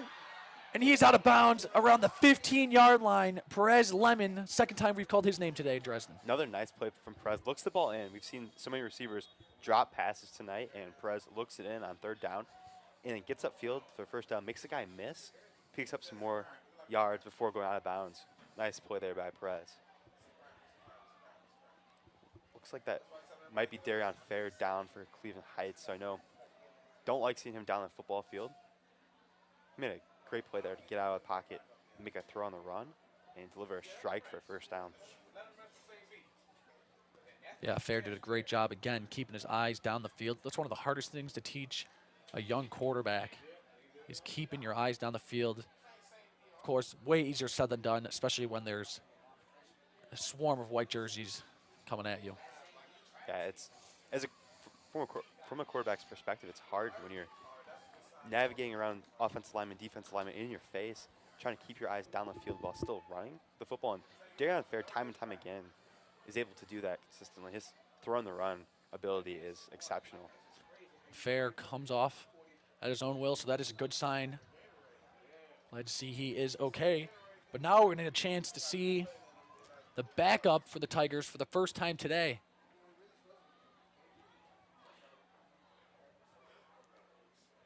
We've seen Amar Lakes, their backup quarterback for Cleveland Heights, several times. See, as you know, they've getting these blowout games. He gets a lot of reps, and he looks pretty good. Has some issues sometimes holding on to the football, but other than that, he is great at throwing the football. Yep. One of the best. He's actually a lefty, so a little bit different there. And now a handoff, a jet sweep to the outside. Moore's looking, taken down. That was Henry Perriman Jr. with the carry, taken down around the 10-yard line. But yeah, as you mentioned, Lakes, arguably a better thrower than Darian Fair. So we'll see if the Tigers will go to that.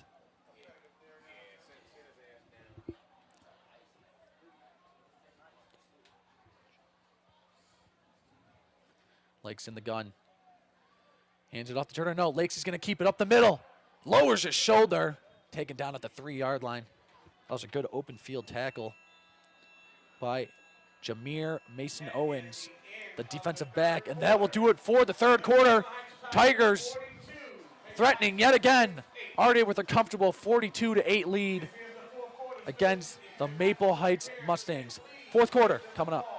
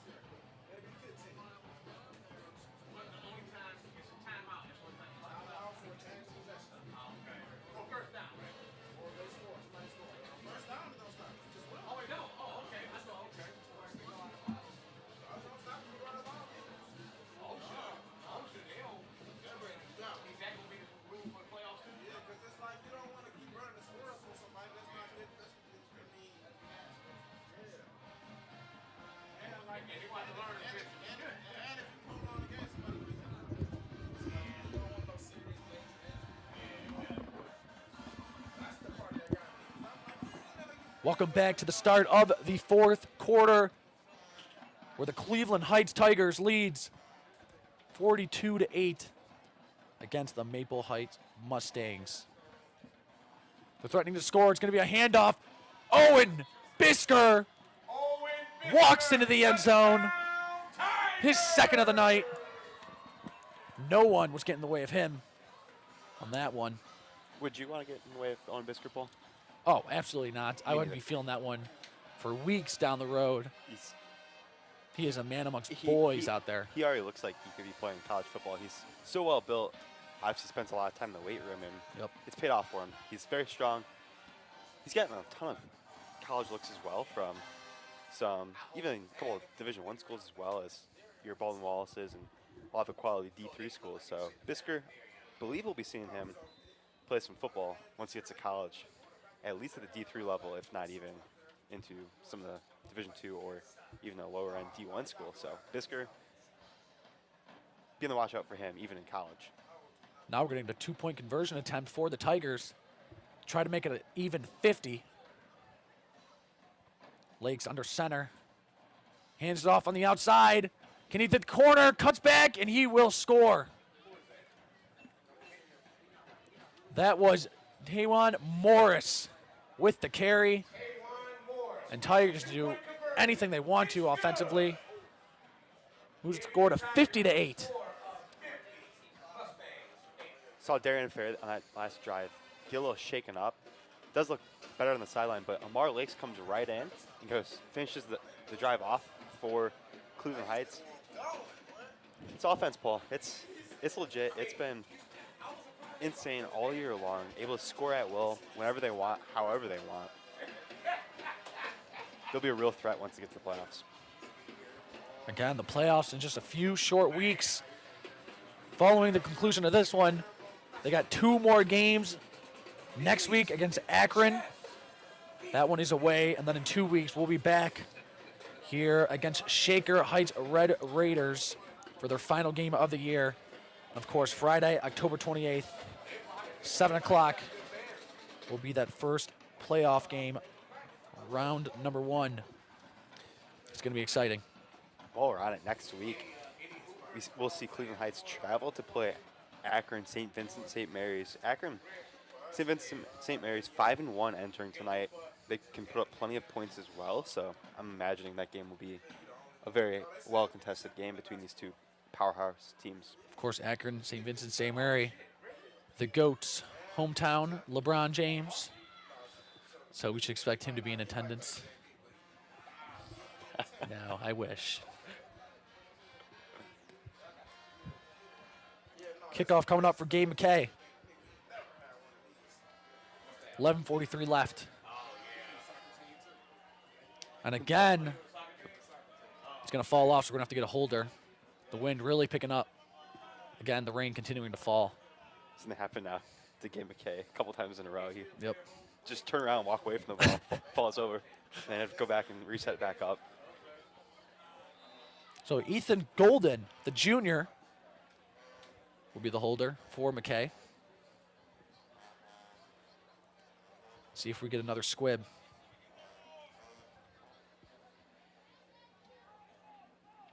We do. That one fielded. Another muff, but scooped up at the 20.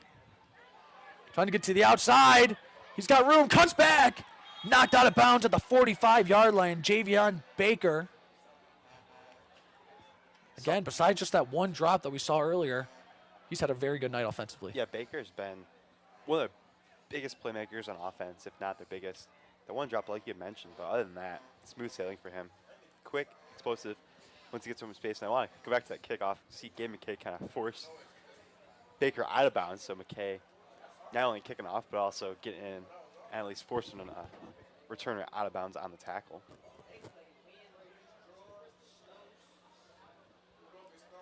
We'll see if Maple Heights goes back to that passing game. I know we talked about this several times, but Deion King, he's looked very good, very comfortable throwing the football tonight. I know his receivers haven't really helped him out as much, but he can't hang his hat on how well he's played tonight. King out there with Baker to his right, 3 wide. We'll see if they go back through the air. It's going to be a handoff to Baker. Baker spins around, cuts through the hole, still on his feet, and taken down across the 40. One of the best runs of the night for Baker, right on cue. Made a couple of spin moves there. It was tough to bring down on that one. Bouncing off tackles looking a little bit like Javonte Williams from the Broncos. Javonte, one of the best at breaking tackles and staying on his feet. See Jvm Baker doing his best impression of him right there. Baker only 5'8", 175, so he's not really the biggest back, but like you just mentioned, Paul, able to stay on his feet and spin out of what would be tacklers. This time, Baker to the left of King. 4 wide, right. Gives it to Baker on the outside. Baker gets through! Baker is going to score! In 2 plays, the Mustangs get their second touchdown of the game. Their first touchdown since that opening drive way back in the first half. Baker, we said it again, he's just explosive. Rails off another nice run there. Picks up a touchdown, obviously, but that drive, the kickoff, started with the kickoff. Great return by him, and then 2 straight runs. Really been their lifeblood of their offense so far tonight. It was the Baker show on that one.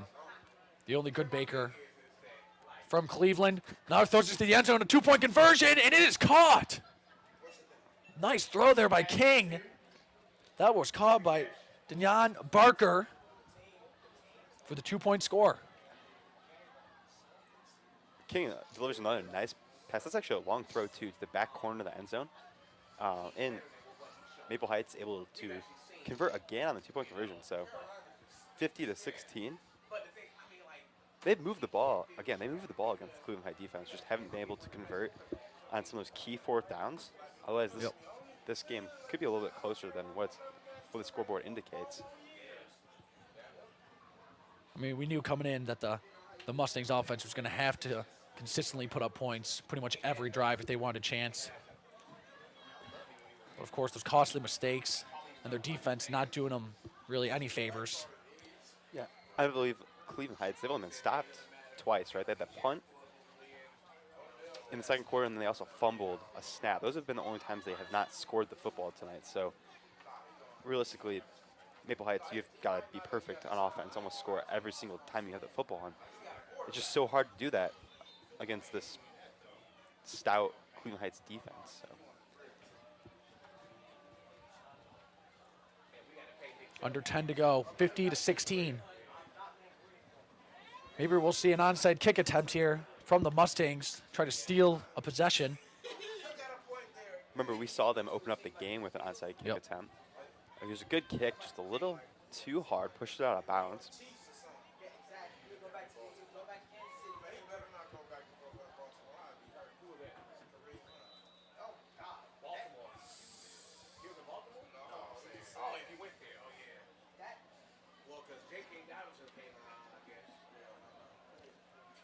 King getting ready to tee this one up.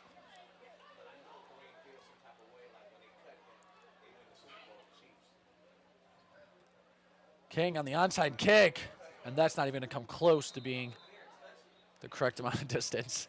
Barely even went 5 yards. They jumped on it, but that will not count.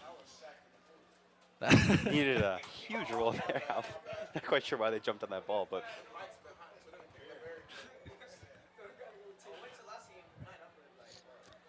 A for effort, but F for results. King, great quarterback, not the best onside kick attempt. Sometimes you see Justin Tucker do that, where he just kind of dribbles the ball. Yeah. The Ravens kicker just kind of dribbles the ball in the center of the field, and it'll roll 10 yards, and it'll just fall on it. But King there, not executing as well, unfortunately. I think he sort of just kicked that one into the dirt, which is why it only went about 4 yards. So, legs back out there, under center. Hands it up the middle, pushing his way through. That's a carry from Marquis Webb, the junior.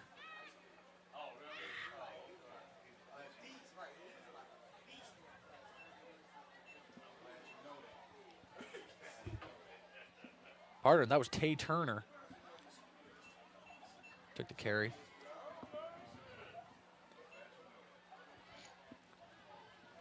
Again, same formation. This time he's going to keep it, legs, and it's going to get blown up in the backfield on the read option. Probably should have handed off to Turner on that one. Yeah, now you see a 3rd and long coming up. We've seen Lakes before have success through the air in some previous games, so they are willing to throw the ball. And like we mentioned earlier, Jeffrey Ward, number 84, he's made some great plays through the air. Nice contested catchability. He had checked in the game. He's only a freshman, so I wonder if they'll try and throw the ball his way here. Now an end around. Oh, beautiful open field tackle by Mustang Keon Prince, the defensive back. It says on the roster sheet, it says Keon Prince only 5'5". He made a huge tackle there. He honestly looks a little bit taller than 5'5". You like to see the short guys get listed a little bit taller than their actual height, but I know this person, Paul and I are both pretty short as well, so not like we're coming from this as like 6 foot tall or anything. But You will not be seeing us on Sundays anytime soon, that's for sure. Mirror Lakes, on the other hand, that's a different question. He's going to keep it. Lakes under pressure, rolling out, and oh, knocked down in the backfield. Takes a huge hit. Like Corin Collar. And Lakes, that one was doomed from the start. Play action pass, and he had nowhere to run. yeah, there are multiple Mustangs back in the backfield on that play, almost as Lakes looked up. Tried to make a guy miss and then shook off a defender, but unable to get rid of the football. It's going to result in a turnover.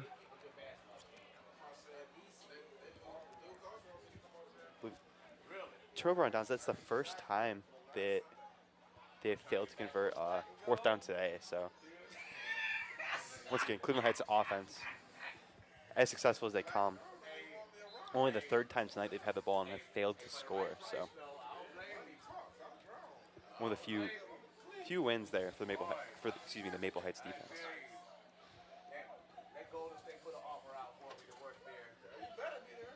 Now we got King. Again with Baker. The two souls of that offense. Gives it to Baker. A little shake and bake. Gets across the 35-yard line. As that clock continues to run, now under 7 minutes to play.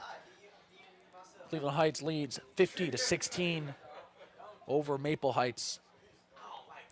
On their way to becoming 8-0 on the year and 4-0 in conference play.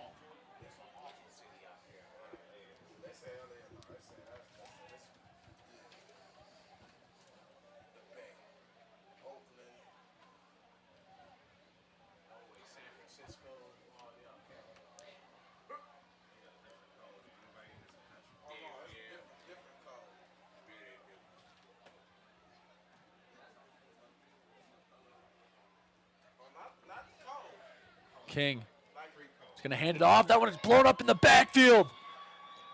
Barker received the handoff. And it was blown up in the backfield by Albert Green. First Tiger player to get there. He will get credit for the tackle. Paul, bouncing back to what comment you made about Cleveland Heights now moving to 4-0 in league play.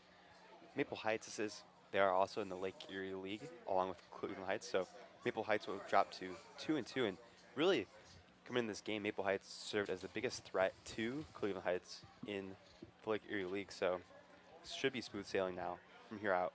He's going to take a shot downfield. He's got a man. 50-50 ball. Oh, is that caught? It is. What a catch. Ashton Pugh. Back shoulder throw by King. And Pugh's able to come down with it. Now they're in business inside the red zone. Once again, Deion King making a heck of a throw. Threw the ball to back shoulder, and it's as great of a throw as you can see in the high school level.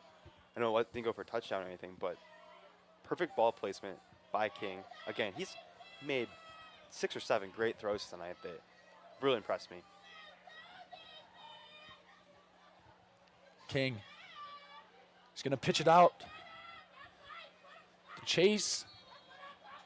Pardon me, that was Mir Owens with the carry.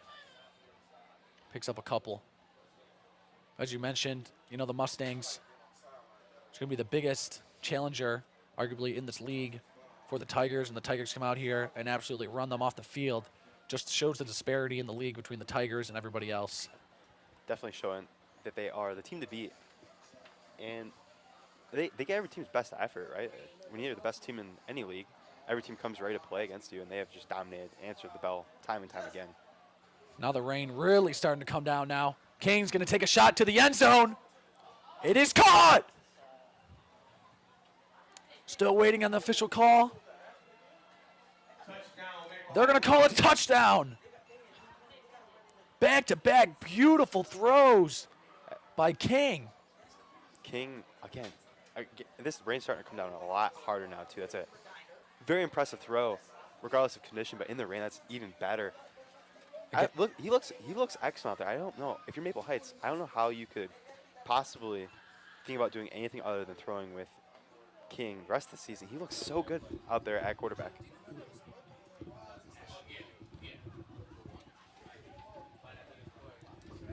Ashton Pugh with the reception. Now another two-point conversion. King's going to keep it on the read option, and King will get to the corner. Make that 3 for 3 in two-point conversions today for the Mustangs. One of the few areas they are going to beat out the Tigers today on the stat sheet. Yeah, on their two-point plays, they do a great job of trying to get to the edge, right? So we saw in that first two-point conversion, we saw Baker get to the edge and get upfield then once he established the edge. And then you see right there King, again, just beating Cleveland Heights to the edge and then getting upfield and scampering in. So really that's how you draw up two-point plays, and they've executed very well on those plays. But yeah, so going back, Dallin King has looked excellent throwing the football tonight. Even he doesn't have a ton of completion to show for it because the receivers have dropped some beautiful passes by him, but he looks excellent out there at quarterback for the Mustangs. It's kind of curious why we didn't see more. I mean, the majority of that first half plays was just direct snaps to Robinson and to Baker, but when King was putting it through the air, you've had a lot of success. Again, they've started to really challenge that secondary of the Tigers, and Tigers right now have not lived up to the test. So something to worry about going forward for Max Stevens, and something maybe to go forward with if you're the Mustangs. Yeah, going back to that first quarter, remember, the Mustangs didn't come out in a spread look or even try and throw the ball until the second quarter. Yep. So that whole first quarter, just foregoing the pass. And look at how well the passing game has served them the rest of the way. It's been really the biggest strength outside of probably Jvm Baker's running ability. But other than that, this passing game has looked pretty good for the Mustangs. And it's crazy. The passing really hit its peak as another onside attempt. This one's bobbled, but it looks like the Tigers will fall on it. But just as the rain really starts to pour down, that's when we see two of King's best throws of the night. The back shoulder to Pugh, and then one play later, right in the corner of the end zone, again to Pugh, who makes the nice grab. So with 4:02 left, most likely the final Tigers drive. Your legs back out there after they failed to convert the previous drive on that fourth down conversion. Or pardon me, fourth down attempt.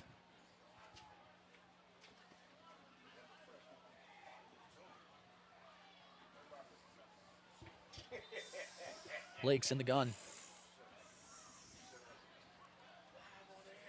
Turner to the left.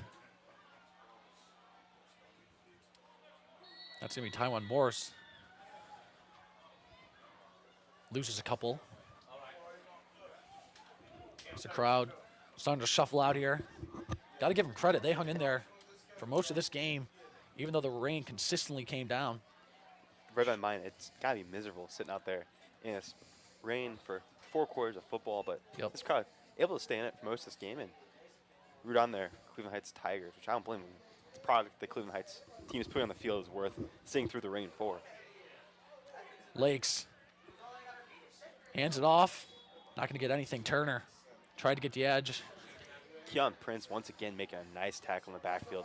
He's coming up from that safe position. He's hitting hard, wrapping really well. One of the best Mustang defenders that I've seen so far today. Impressed me a ton from his safety position. 3rd and long for the Mustangs. 3rd and about 15. Mustang defense really starting to turn it on late. Of course, it's not going to matter at the end result. Lakes is going to keep it. QB draw. Gets across the 50, but still well short of the first down. Now we'll see as Bister comes trotting out there, and so does the rest of the punting unit for the Tigers.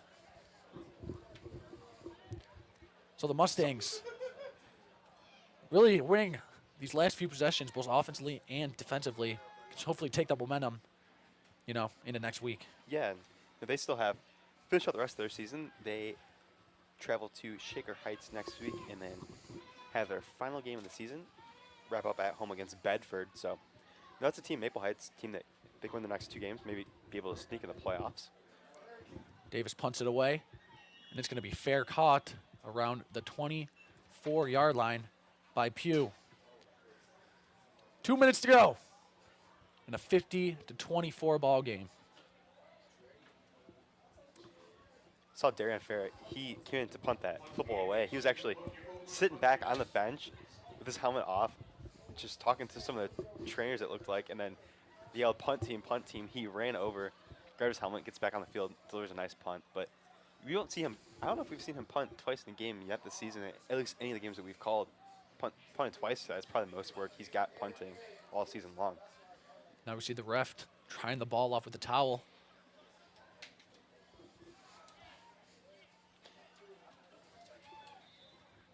King back out there.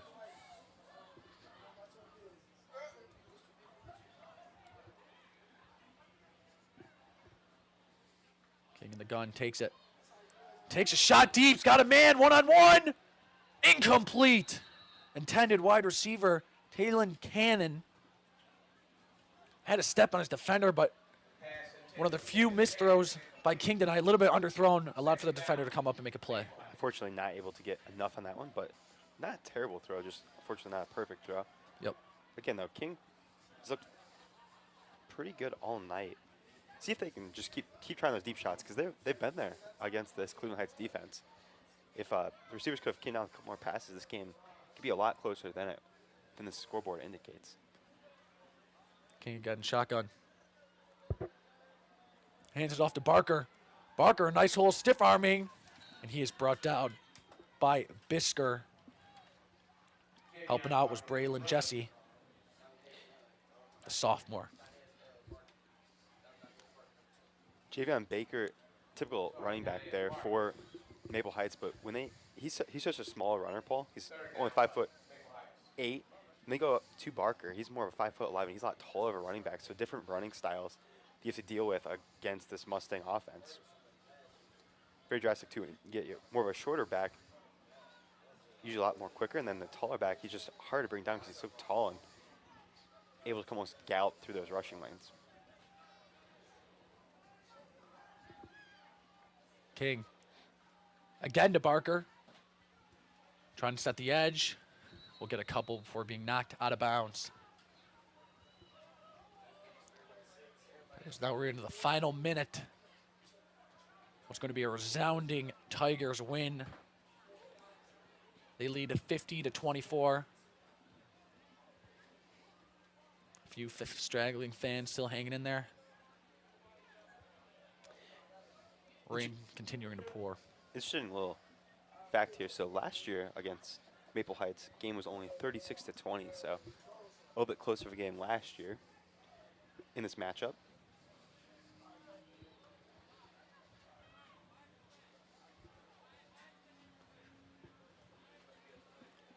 Too wide left. To Barker, no. This time King's going to keep it. Lowers his shoulder. Picks up about 4 yards.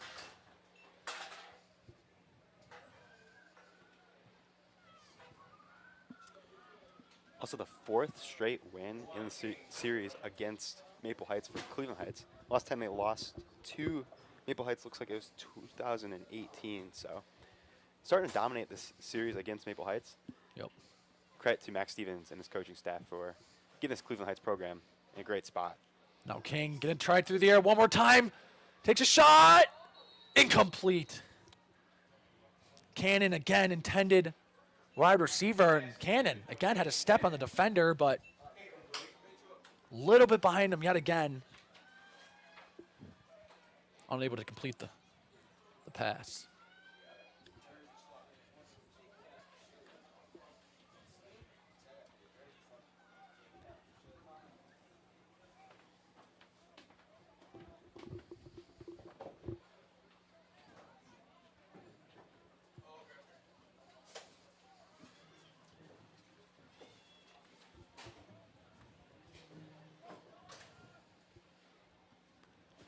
Second down.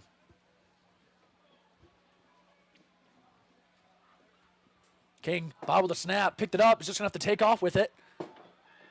He's got some blockers in front of him. King breaking free. King is going to take this one all the way. A blown play turns into 6. Make that 3 straight touchdowns for the Mustangs to cut even more into this lead. Of course, just 22 seconds left, but See King there doing his best Darian Fair impression. We've seen Darian fumble a couple snaps this season and take them to the house for a touchdown. King able to make the best of that play, bust off a huge run, shows not only can he throw the ball, but also able to use his legs to beat the team as well. Now going for 2 again. In this game, it was 50-8 now. 50-30, potential to go to 32. they're 3 for 3 today on 2-point conversions. Can they remain perfect? But definitely, this late surge can give the Mustangs some confidence going into next week. King, low snap again, picks it up, throws it to the end zone, incomplete. Had his man open. Corin Collier unable to come down with it. Pass was a little bit to the side of him, just definitely catchable, unable to come down with it. I feel like King might have thought the receiver was a little bit too wide open there. Yep. Unable to make a good enough pass, but still making the best out of nothing for King. Get another touchdown on the board and give you more momentum heading into next week. We'll see if Maple Heights comes out here and tries to do an onside kick again. I know still a 3-score game, so Cleveland Heights, no need to get too worried, but definitely its defense starting to break down a little bit here towards the end of this game.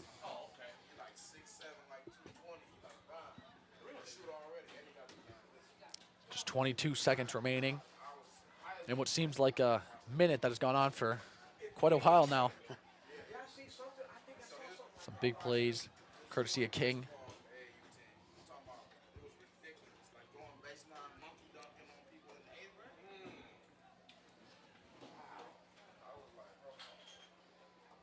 Of course, King getting ready to tee this one off. Looking to attempt another onside kick. This one much better than the first one. Oh, And this got one, it. just scrum forward. It's going to be recovered by the Tigers. Much better onside kick by King. Ball got a nice bounce, bounced up over the Cleveland Heights special team receiver there, and see Maple Heights able to fall on that ball. Again, now, this last 5 minutes of this game is really turned on its head for Cleveland Heights. I know, obviously, not in jeopardy of really losing this game, but just little things like that. You know, Max Stevens would rather his guys not give up long touchdown runs, Yep. not lose onside kicks. So those little things I know he'll probably want to work on in practice next week, tidy them up. Outside of those little things, like this has been a great performance to this Cleveland Heights team, but little things definitely still to work on for the Tigers. Certainly going to be a point of emphasis for Coach Stevens. But now we get to see King. I mean, they showed last drive they want to continue to try to score, put this ball through the air. Still 18 seconds remaining. Empty backfield. 5 wide. King takes a shot deep again.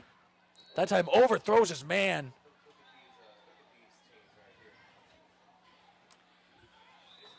Intended wide receiver was Miles Russell. Took a late shot at the end of that one. I think the ref's coming over. Surprised there wasn't a flag thrown on that one. Yeah, I think Marquis Davis looked like he was the one that laid that hit there. And I would say I personally liked that hit. Didn't look like it was too harsh, not near that head or neck area.